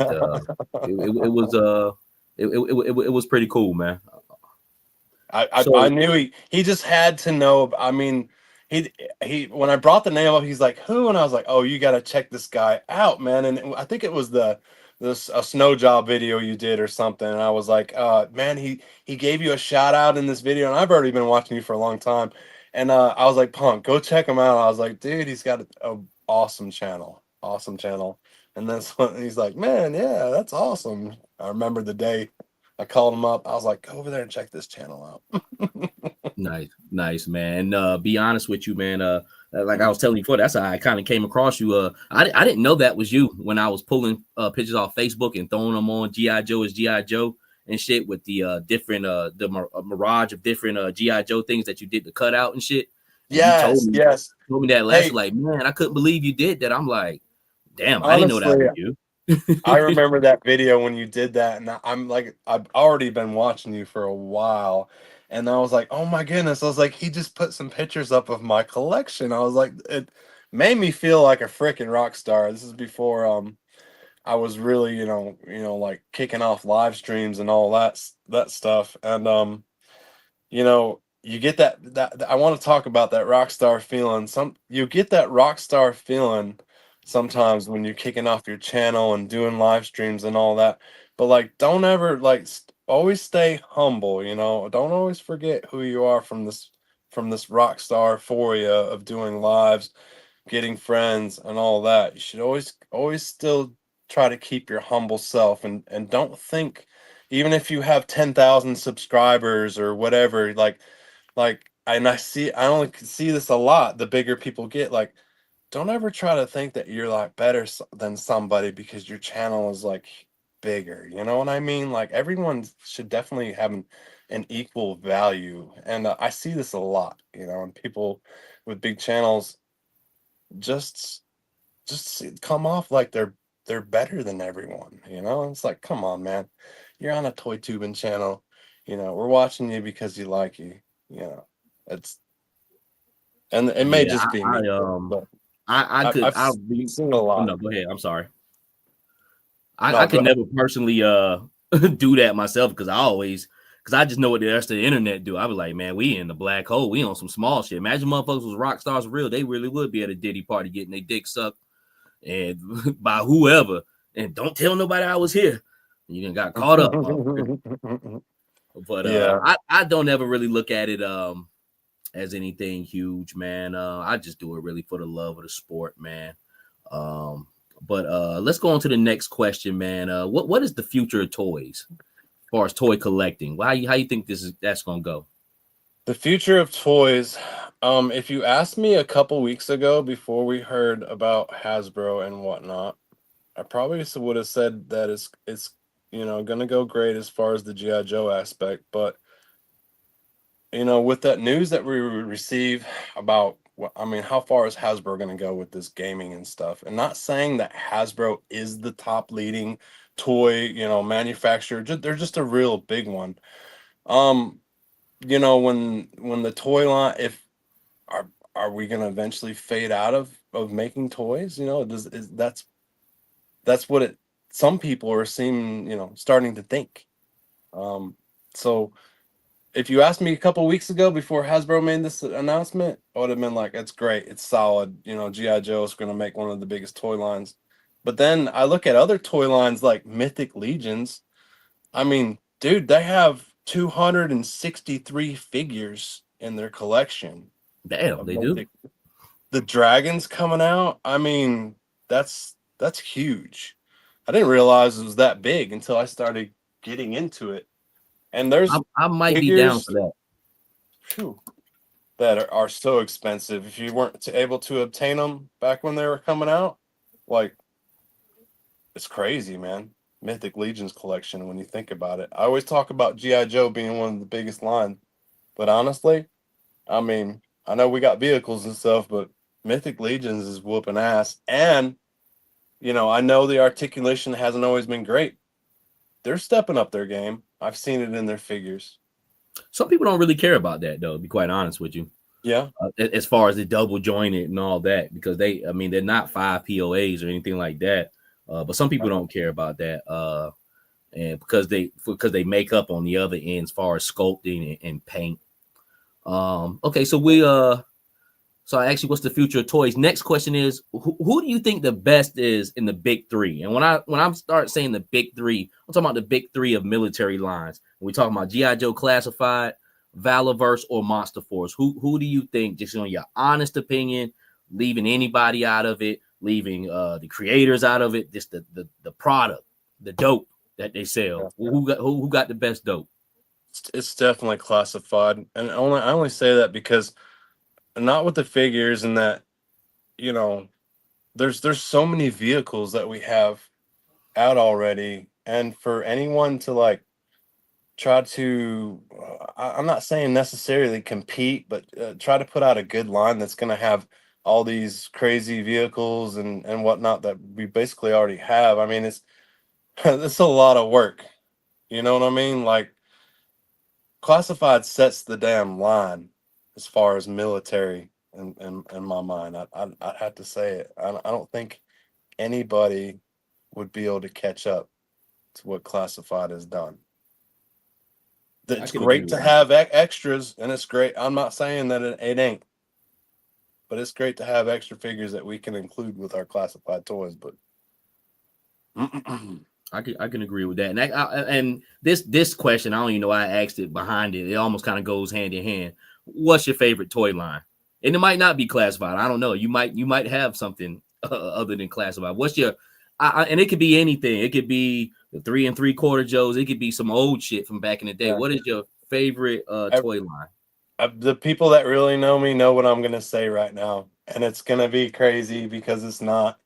I know we're deep into classified. I love it and stuff, but it's crazy. The toy line that I will always love, and this is because it was the first toys that I ever played with, is forever and always going to be Motu He-Man. I know some people Wow. are like, "Oh my God, if I lost any subscribers, they're gonna be lost now for me saying Motu and stuff."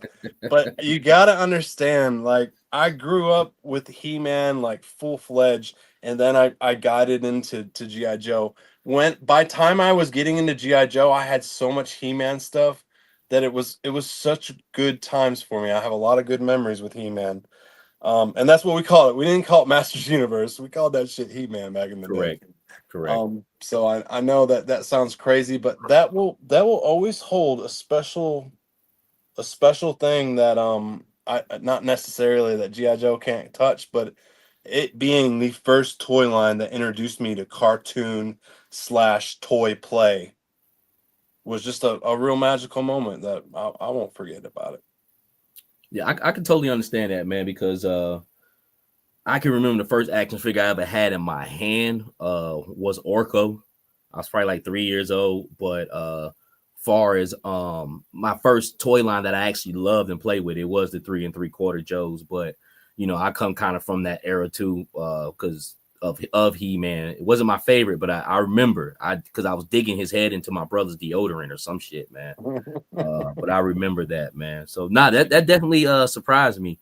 I know Legend series. I know Tony's like, hell yeah. Tony loved that Motu and shit. And I never knew it was called Motu until I was a grown man and shit. Yeah, I didn't either. Like I said, it was always He-Man, you know. All right. Let's play So He-Man. the next question, Tony, I was about to call you Tony. The next question, Aaron, is why Toy Federation? Toy Why? Federation. And I'll say one thing about it. That is the only one I would say 100% in my eyes. I thought you were reaching on. I was like, and it was right after Joe Fist. I said, that motherfucking Aaron reaching like a motherfucker on that. I couldn't understand that shit. Y'all. I was like, nigga, they a pawn shop. Like, Yeah. what are you doing? Yeah, man. Like, it don't make any sense. That's like me, like somebody come up to me like, hey, Mike, I want to buy this off you from 100. I want to buy this $100 thing off you, but I'm gonna give you $150 worth of shit. All right. All right, motherfucker. We're gonna break the Toy Federation video down now. I've never And I'll really let you talk on it, but I totally thought you was reaching on that one. I never really talked much about this video. This video was a video that I planned. Again, Toy Federation is another channel that I've just watched so many freaking. I've seen every freaking video they've ever put out. I love Toy Federation. I did love the shit out of Toy Federation. I watch it very occasionally now. But I want to say this before those guys, Ryan and I'm sorry, I don't know the other gentleman's name that he always hangs out with. He has his own toy. They are really nice guys.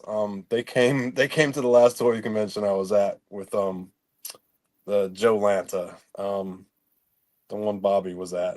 They came and bought some toys off of me over when I was selling toys in the lobby. Very nice guys. Despite the video, okay? When that video was put out, what it was, I've been watching a lot of videos on Toy Federation. And surprisingly, like I was starting to catch like a lot of things that were pretty shady. And then because I'll watch random videos, it doesn't mean it doesn't matter if you put the 4 months ago or a year ago, I'll still watch it. It'll pop up in my thread or whatever. I watch these videos and like there's some videos on there that Toy Federation does where like he almost like steals the soul of their love of toys away because they're just getting a raw deal, or you can just see it in their faces where like these people are like probably never gonna collect toys again. And the more videos that I seen of that were streaming, and he has a shit ton of videos. I mean, you got to think. I'm thinking like, well, how many videos that are really really bad that I don't see? You know, where the customers just like sells it because they have to and they're distraught and they need money, or whatever. You know, he talks about this one time where a dude came in there because he needed money for tires or whatever, and then it's like, are you gonna give him, you know, $80 because you know that's what a tire costs, you know, for like a $500 collection or whatever. And not saying that they do that all the time. I just started catching a lot of things. So I'm in there. We're set up. I'm in full cosplay costume. I'm talking to the guy. I'm talking to Ryan. I want to do a deal with him, all right? I let him know I got a vamp to deal with. And he's like, you know, go ahead, you know, just tell me what you want for it. Okay. I said, okay. This whole video is about integrity of a toy dealer when we're doing a deal. Everyone should have the integrity to make a deal as fair as it can, because this is what brings back repeat business. How do I know this? I buy toys from toy people all the time, toy stores all the time. Okay. So I am in there. I'm gonna make this video because I've seen them do it so many times. I want a shitty deal to happen. I ain't gonna lie. I'm in there filming for it. I already knew I was gonna trade the vamp no matter what. I found a War Duke in there that was marked at $85 freaking dollars. $85. I knew it. I knew that this War Duke sold for $35. I was like, what the hell? All right. So my bad case and for not filming right there or snapping a picture of that thing, a picture of that price. I was like, okay, this is what I'm gonna do. I'm gonna do this video. I'm gonna get this 35 War Duke. I have the vamp. It just come out that week. I have the vamp. It was selling for $200 at the show. Okay, so basically, I'm trying to get a $35 War Duke for a $200 vamp that's marked at $85. Right. So I'm there. I go and get it. I'm like, okay, I'm gonna do the video. Blah blah blah. I get up there and the fucking sticker is off of the War Duke. He literally peeled the sticker off, and that's the whole thing. So as I'm nervous doing this video anyways. I'm doing it just because I wanted to, you know, the content for it. Nervous doing this video anyways. And the sticker being peeled off totally me through, because that's how I was going to, like, in my mind, like, intro be like, well, how is that $85, you know? And I was gonna question them, and I could have still done that. I could have been like, how come this War Duke? And I just didn't, man. I wanted the deal to go through, and then he was busy at the time, and I'm sitting there talking to him, you know, I'm trying to make a little, and I'm almost like giving him a chance to be like, hey, you know, why don't you pick out something that's, you know, $10 or $20 and add this, because this is a real great toy that you just traded. I'm trying to stay there long enough for him to be like, hey man, this, you know, this isn't the greatest, you know, like I'll throw in something extra. How about that? And you never see this. You never see this done on his show or anything like that. He's always trying to get something, let's say something that's $60, he wants to buy it for like $15, and then he wants to sell it for like $100. And I've seen it a bunch of times. I've seen it in conventions. Or I'm not trying to like destroy Toy Federation by no means, but sometimes the shit that they're doing just is ridiculous in prices. And I know you got to run a business. I know you got to make money. I run my own business. I make money too. I understand all that aspect, but you don't have to run people through the mud And the only reason I say that is because I talked to a few locals that had like this bad experience, and they're like, man, honestly, I'll probably never go back to collecting again, like, and it leads into, well, you shouldn't think that you're sitting on a bunch of money, but you shouldn't get like ripped out of your collection so hard that it like devastates you. You know what I'm saying? Mm-hmm. And that's what led me to do the video. But as far as Toy Federation, I mean, like I said, they came and bought toys off of me. They didn't give a shit about that video. Them motherfuckers doing some goddamn numbers. I never really watched them like that, but yeah. I'm gonna move on to the next question too. But Ryan knows his shit. Huh? Ryan knows his shit, and that's another reason. Like, Ryan knows, he knows toys value. People like to see that shit though, man. It's almost like watching Pawn Stars. Like, people like to see that jostle. You know what I'm saying? So they pull in a lot of people that don't even give a shit about collecting toys, as far as their views on YouTube, man. Because you're learning about toys in the process too of watching his videos. And that's what's so fascinating at first. Yeah, he's one of the motherfuckers Pawn Stars would call. Like, I'm finna call this motherfucker down, and he'll come down. This is such and such. So it's very interesting, man. But you said your piece on it, man. We're gonna move on to the next question. What's your favorite convention? Favorite convention, hands down, is Joe Fest. I've only went the one time. I've been to Dragon Con about 4 times now. And that's a great convention too. But as far as toys, good people, good time. I didn't have to leave the freaking hotel not one time. We got hammered there, we ate there, we bought toys there. It was by far the most epic convention that I've ever went to is Joe Fest. Nice.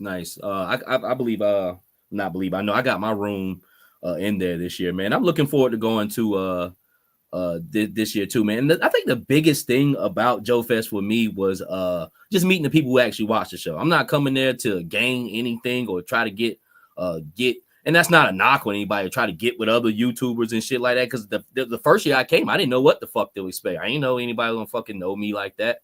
But it was cool meeting the people that actually be watching my channel. These names I see, but I'll never see a face and shit, man. So Joe Fest was cool, man. And after that is the fucking toys.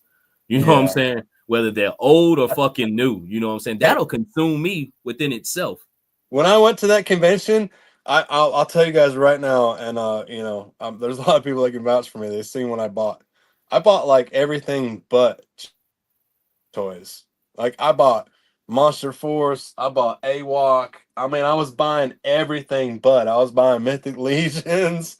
Like, it's Joe Fest, man. But I mean, everybody is there. Ace from Ramen Toys was there. That was huge. Super 7. I mean, it's awesome. I wanted to buy everything, but god damn it, I was broken in a motherfucker. I was broke in a son of a bitch down there. I was broke when I left. I'll tell you that. Me and Crow, we had enough gas money to get home, and then we were done. That's what's up, man. All right, next question. How did you get into cosplay? That's a good question. That is a good question. When I started around the same time that I started collecting classified, I was so intrigued with the officer figure, the Cobra officer, that I wanted to make it for like Halloween time. Hey, hold on, Aaron, right quick. I really have been paying attention to the chat, but I want this to be respectful. Hey, Fark Fuxin, whatever your name is, them comments, man, you got my people in my chat, man, feeling uncomfortable and shit. Now, I understand you might not be feeling Aaron, but this is my goddamn chat. This is straight savage, motherfucker. I'll tell you apart up on this motherfucker. Don't you ever come over here on the motherfucking channel that I built running your goddamn mouth.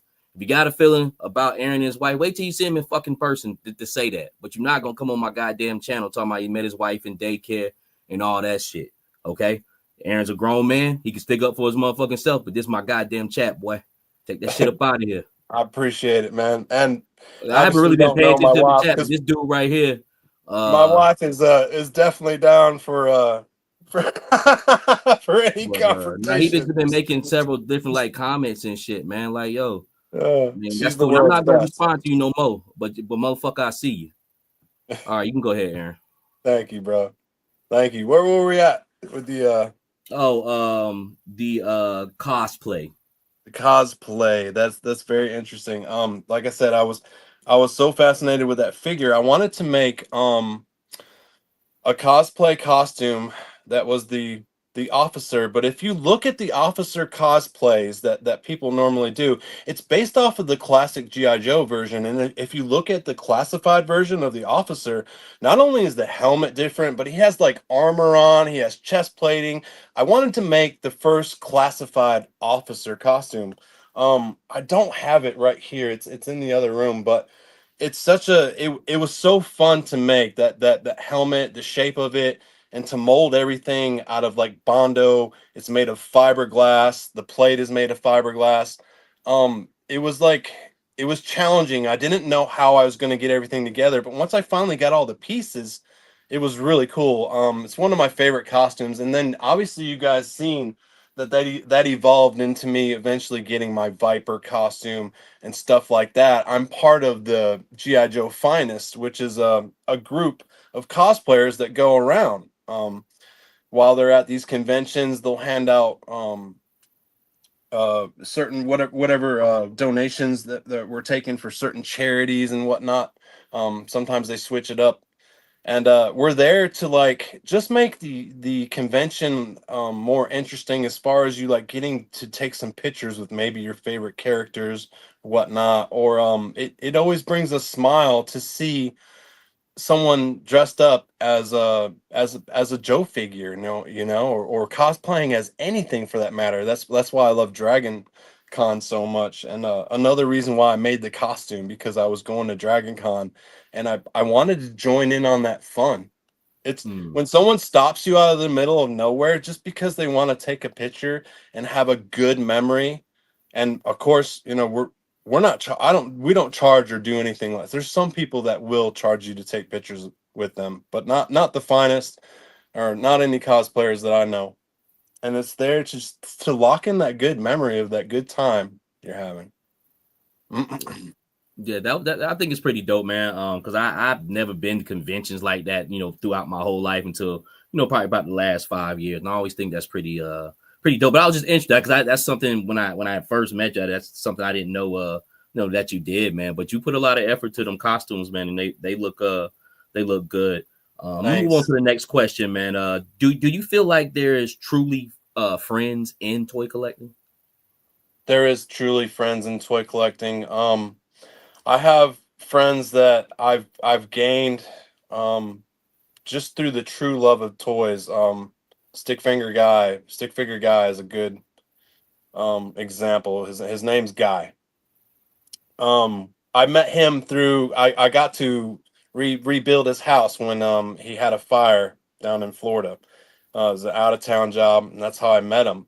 Through this process, we're taking, he's showing me some toys that were taken out, and you could see that it was GI Joe in box toys from the 80s, but they had soot on them and stuff, and from the fire. And he's like, yeah, this was just the stuff I have in my house. Luckily, most of my collection was at my parents or something. And we end up talking about collecting and toys, through I would have never met him if I wasn't called down there to rebuild that house. Hmm. So, I mean, we had such a great bond together. And it was truly like two people meeting that would never meet, but they love toys, and it brought them together. And that happens all the time. I mean, it happens in these chats, and it's a bond. It's a bond that you make through the love of something you guys both enjoy. Um, truly, truly amazing people out there in the toy community. Will you ever stop collecting? No, no. I mean, of course, we played when we were kids. We weren't collectors when we were kids. We played with our toys, but now that we're collectors, I mean, I'm sure like a lot of you, like it's definitely like something that I enjoy looking at. It's like artwork, statues. I can physically touch it and not have to worry about it breaking most of the time.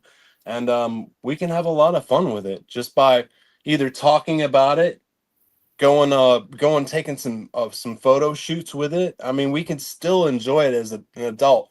You're not sitting there with your toys going pew pew, you know, and this guy's doing this, and you're not imagining things like you did. You're doing it in a more adult level, but it's still like just as fun. Yeah, I feel the same thing here. I was looking at a few chats. Just some things people say. Yeah. But next question, man. I'm pretty sure everybody wants to know the answer to this question. Why do you always bring up jiu-jitsu? Jiu-Jitsu was one of the building blocks that not only helped me mentally like be a better person.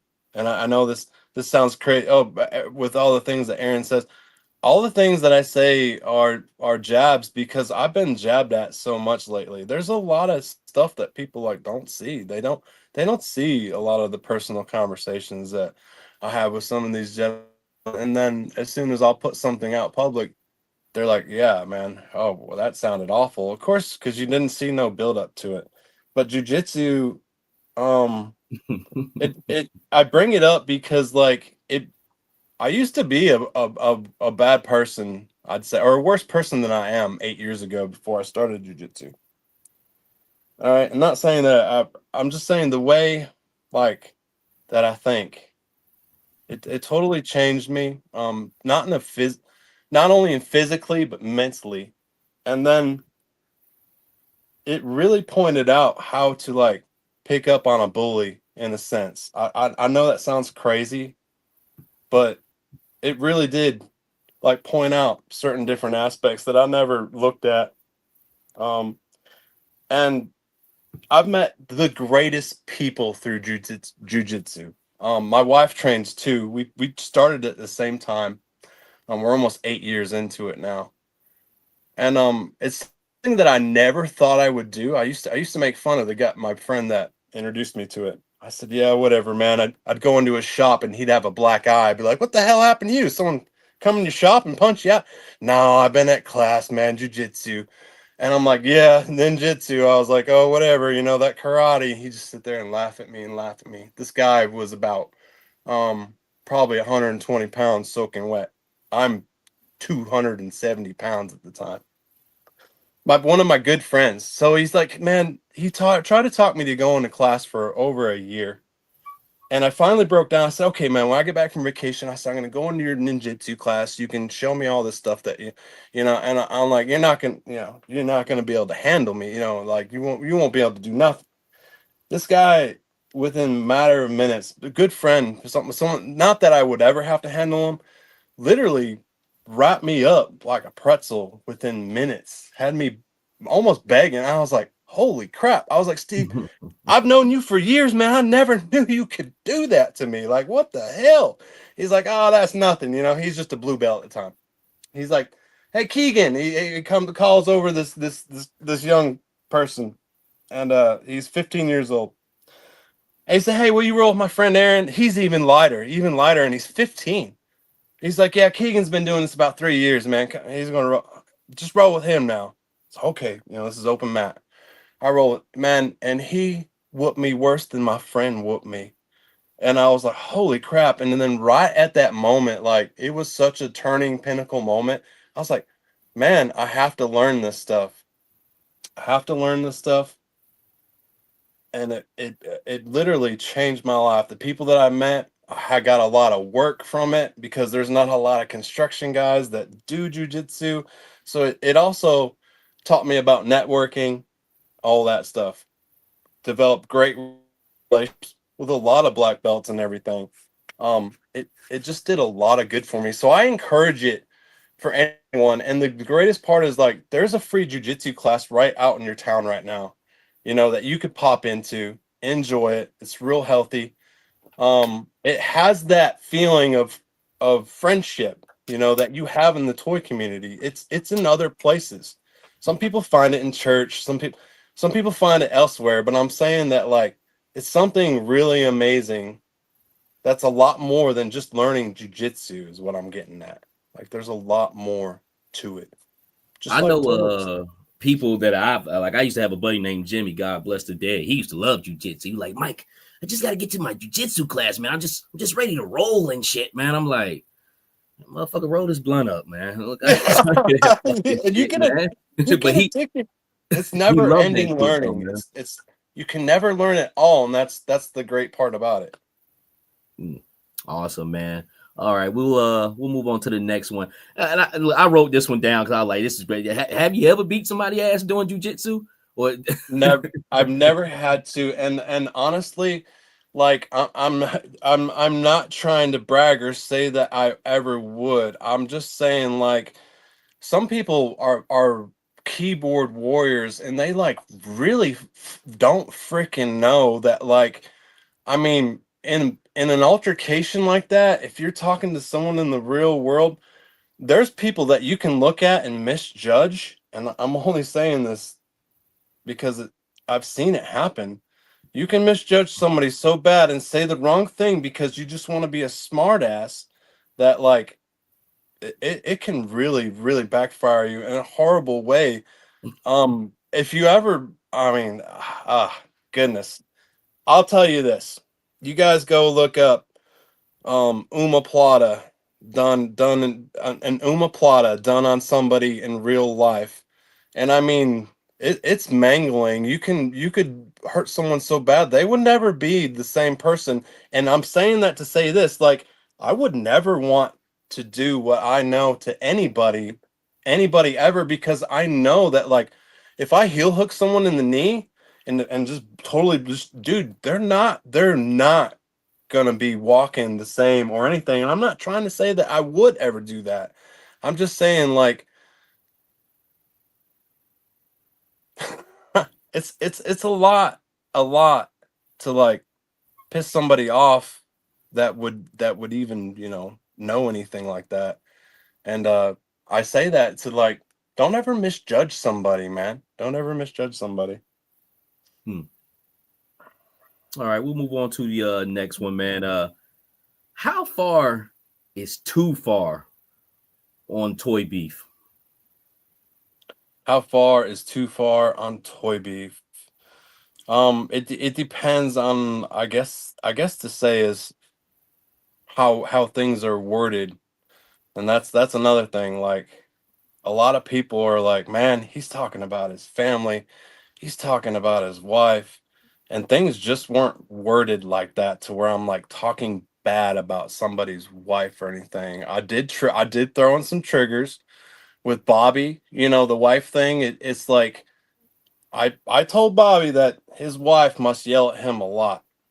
Only for this matter to where he, I was hoping it ended like this. I was hoping he would go home, say his wife, hey, this guy's talking about you and blah blah blah, and her said be like, well, what did he say? He told me that you yell at me a lot.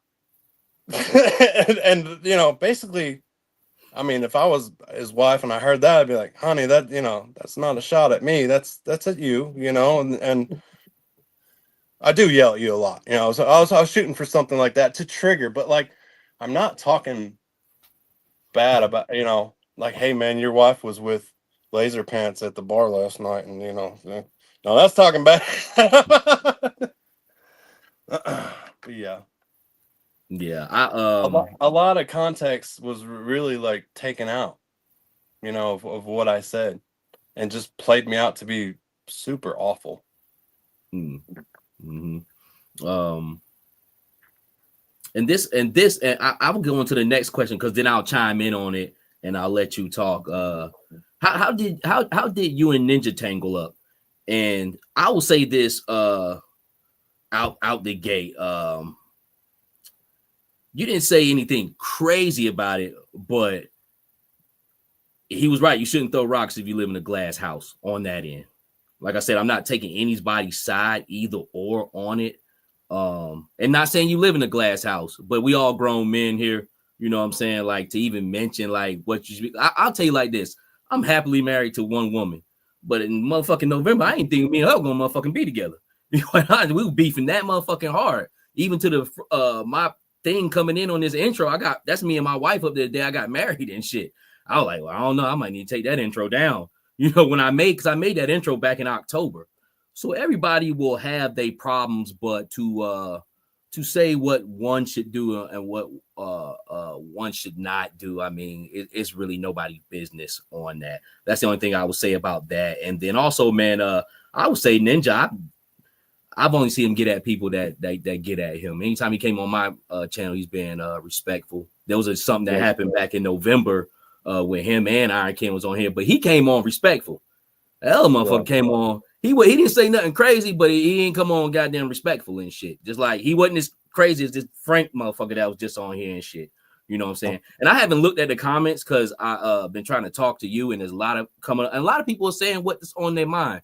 But that crazy shit, you know what I'm saying? I ain't got time for that. You know what I'm saying? Motherfuckers get to talking crazy and shit. Ninja's always been respectful, man. And I'll go ahead and let you answer the question, man. How did y'all get tangled up?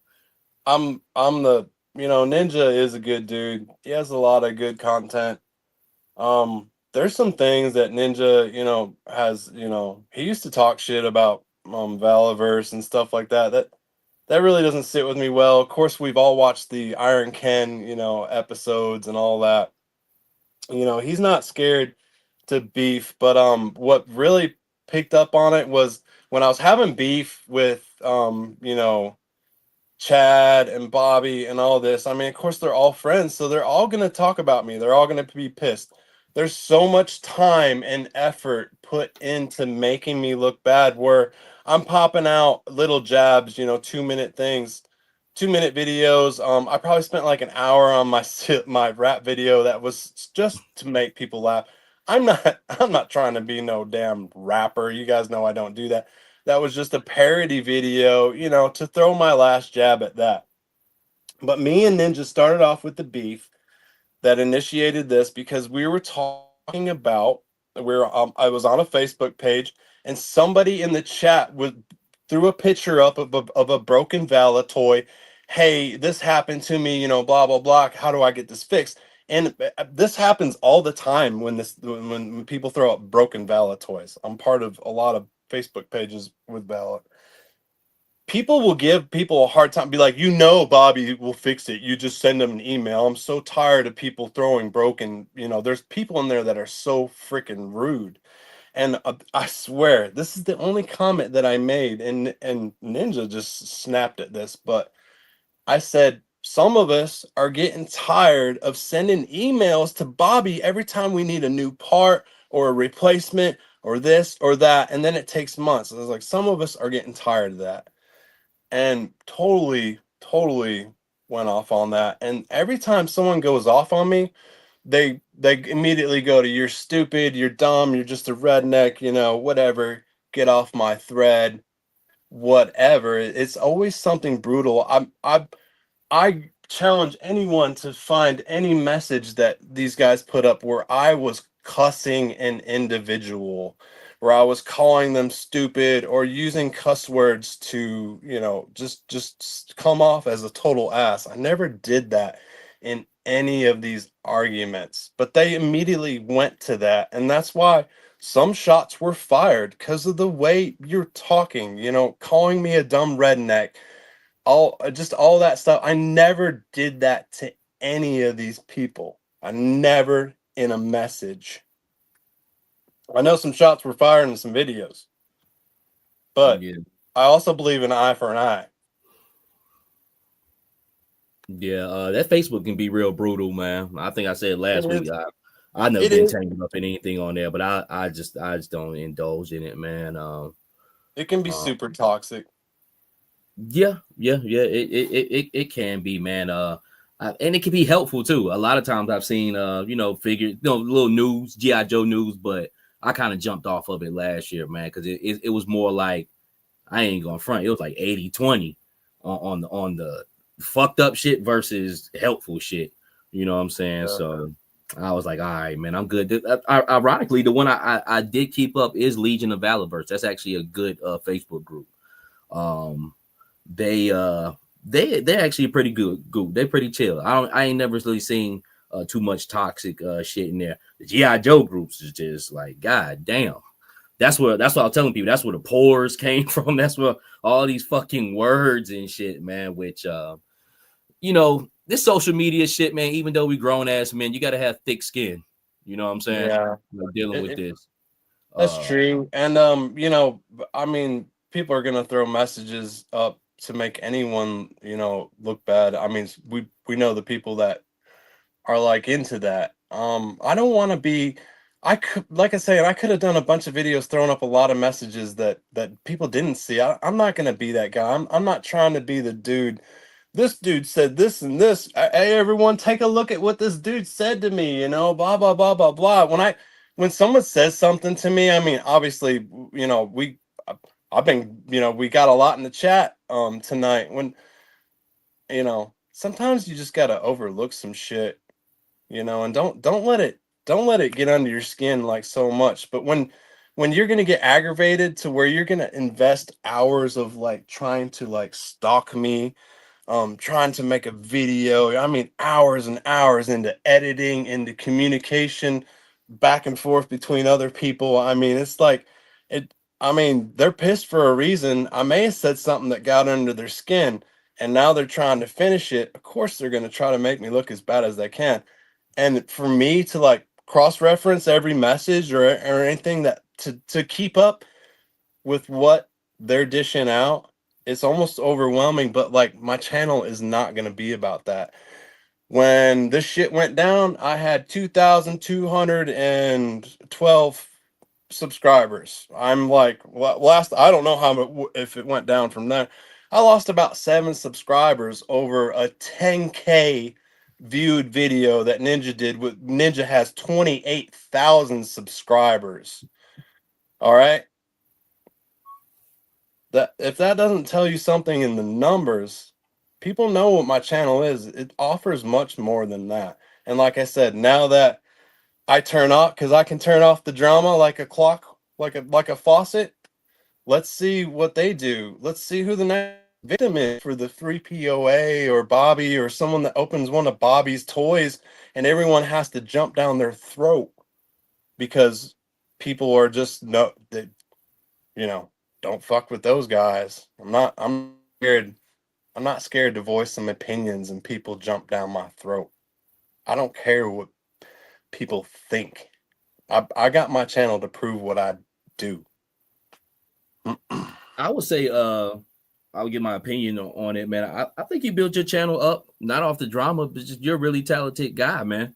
To be quite honest with you. And even before this situation popped off this week, I mean, you didn't lose a lot of people. If people gonna fuck with you, they gonna fuck with you, man. You know, I think the biggest thing, man, is actually getting and down and talking things out. And then at the end of the day, sometimes we grown men, sometimes there ain't no talking out. Fuck it, I'll go this way. Look, you go that way, man. All right, ain't shit to talk about no more. You know what I'm saying? On that end, man, because and that's my whole shit is the tit back and forth. I mean, that's pretty much almost going back to elementary school. You know what I'm saying? It's like motherfuckers with shoulders on shoulder. You do something, now you do something. You know what I'm saying? I mean, yes. It's you know, to anyone that's listening, you won't see that. Like, I know we've been going back and forth, but you won't see it from my channel anymore. I'm not gonna give them any light of day because I'm just through with it. I'm done with it. Okay, I'll move on to the next question, man. Do you care at all about the beef that happened, the things that maybe were done on your end or anything like that? Do you care, or do you have any consideration? Do you think about it?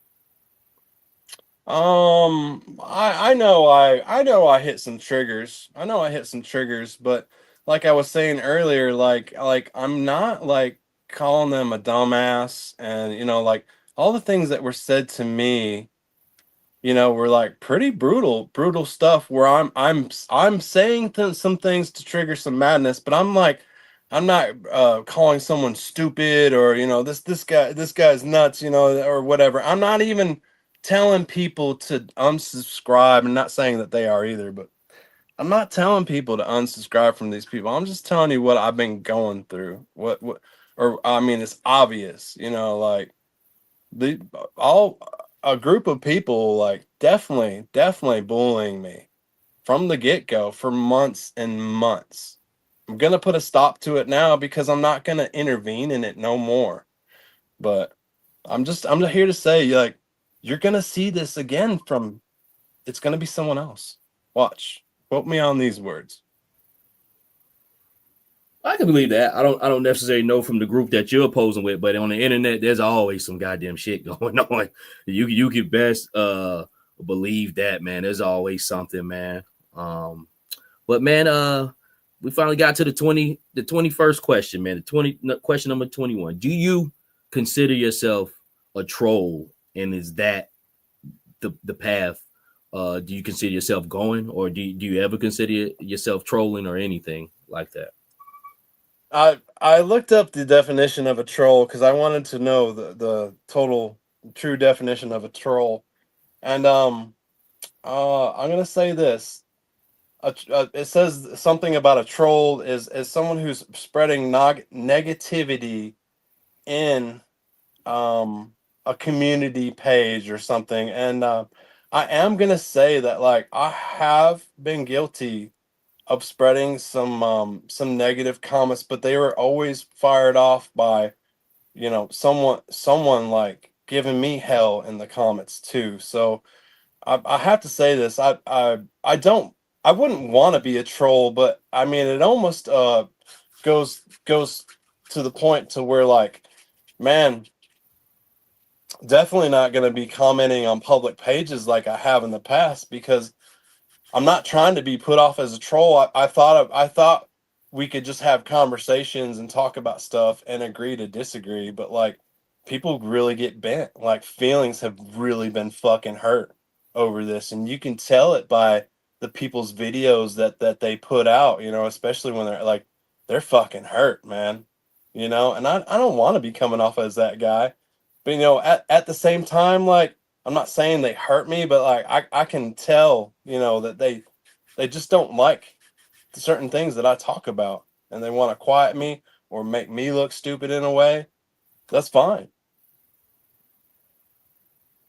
But I don't think I'm a troll. I never tried to come off, but I can see where some people may have seen that. Something I don't need to be commenting in as many social medias that I have been, is what I'm saying. That I think I'm definitely gonna change that. No, I'm just looking at the chat. I'm glad I haven't paid attention to this shit. Like, cause this shit is fucking crazy. Like, Yeah, and I mean, God damn. I do watch live streams, and I have popped into chats, and I'll give Pop Blender. Pop Blender said it good. Like, yeah, this isn't a good look for Aaron. He's really good with what he does. He does. And I have to agree. When I heard him saying, it's not a good look. It's not something I want to keep up with either. But I do want to point out some bullies, and I have made a big enough fuss and a big enough scene to bring some attention to this.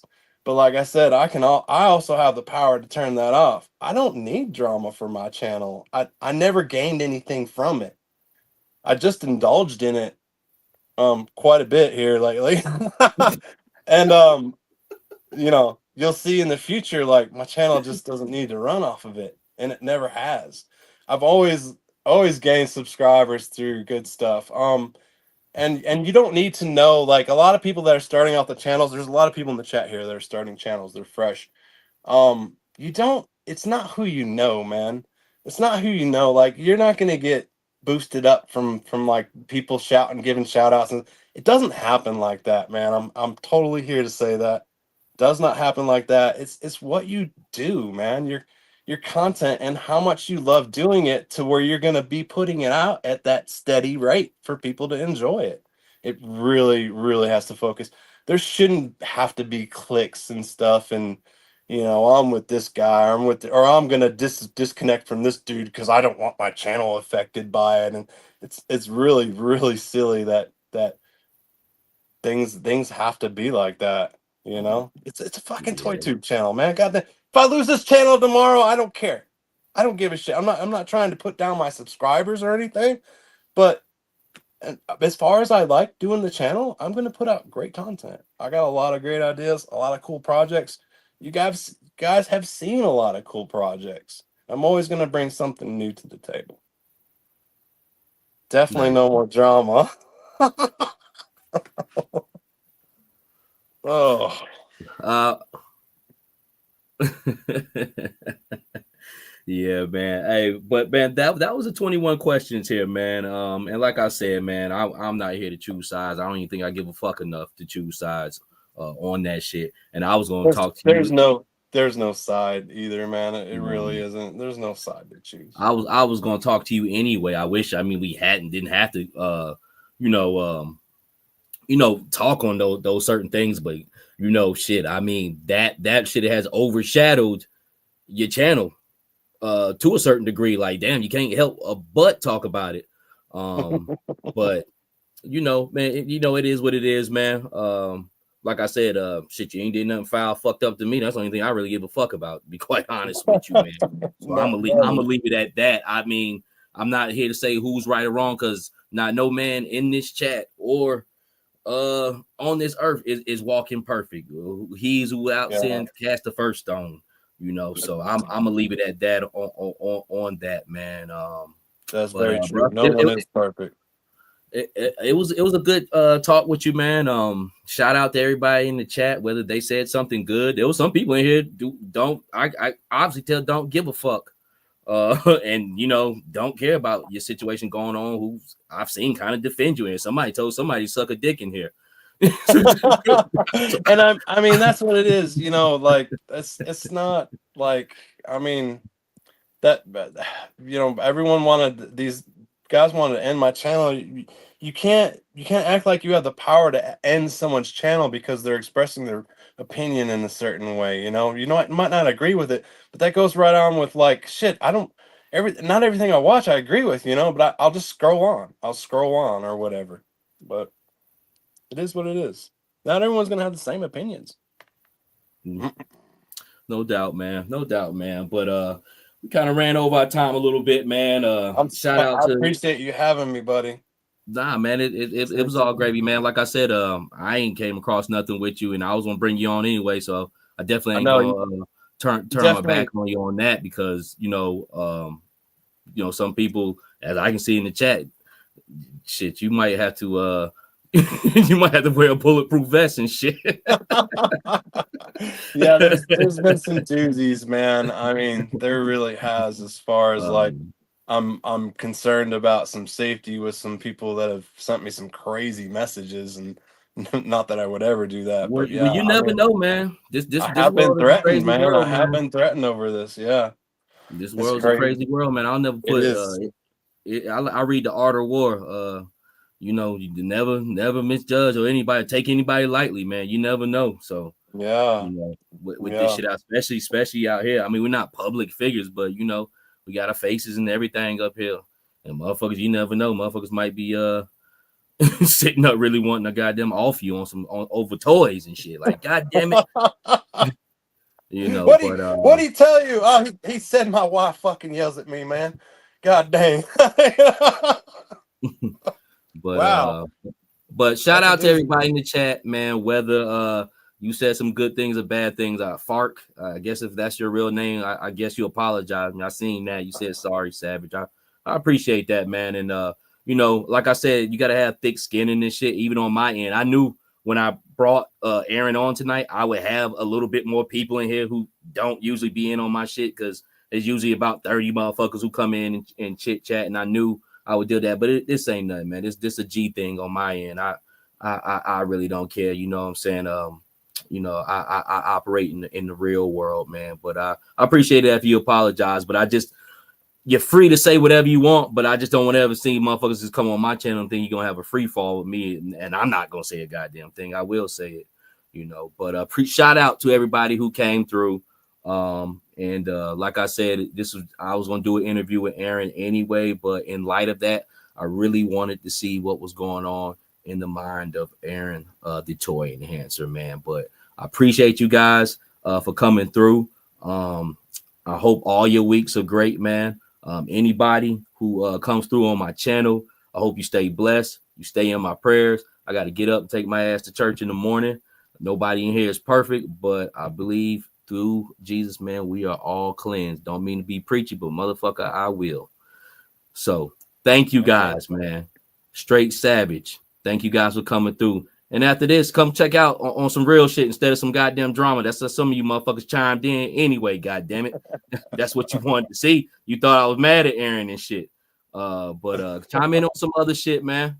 I think I got my man Swift Shot coming up, and we got videos on the channel. If it's your first time here, check out my shit, man.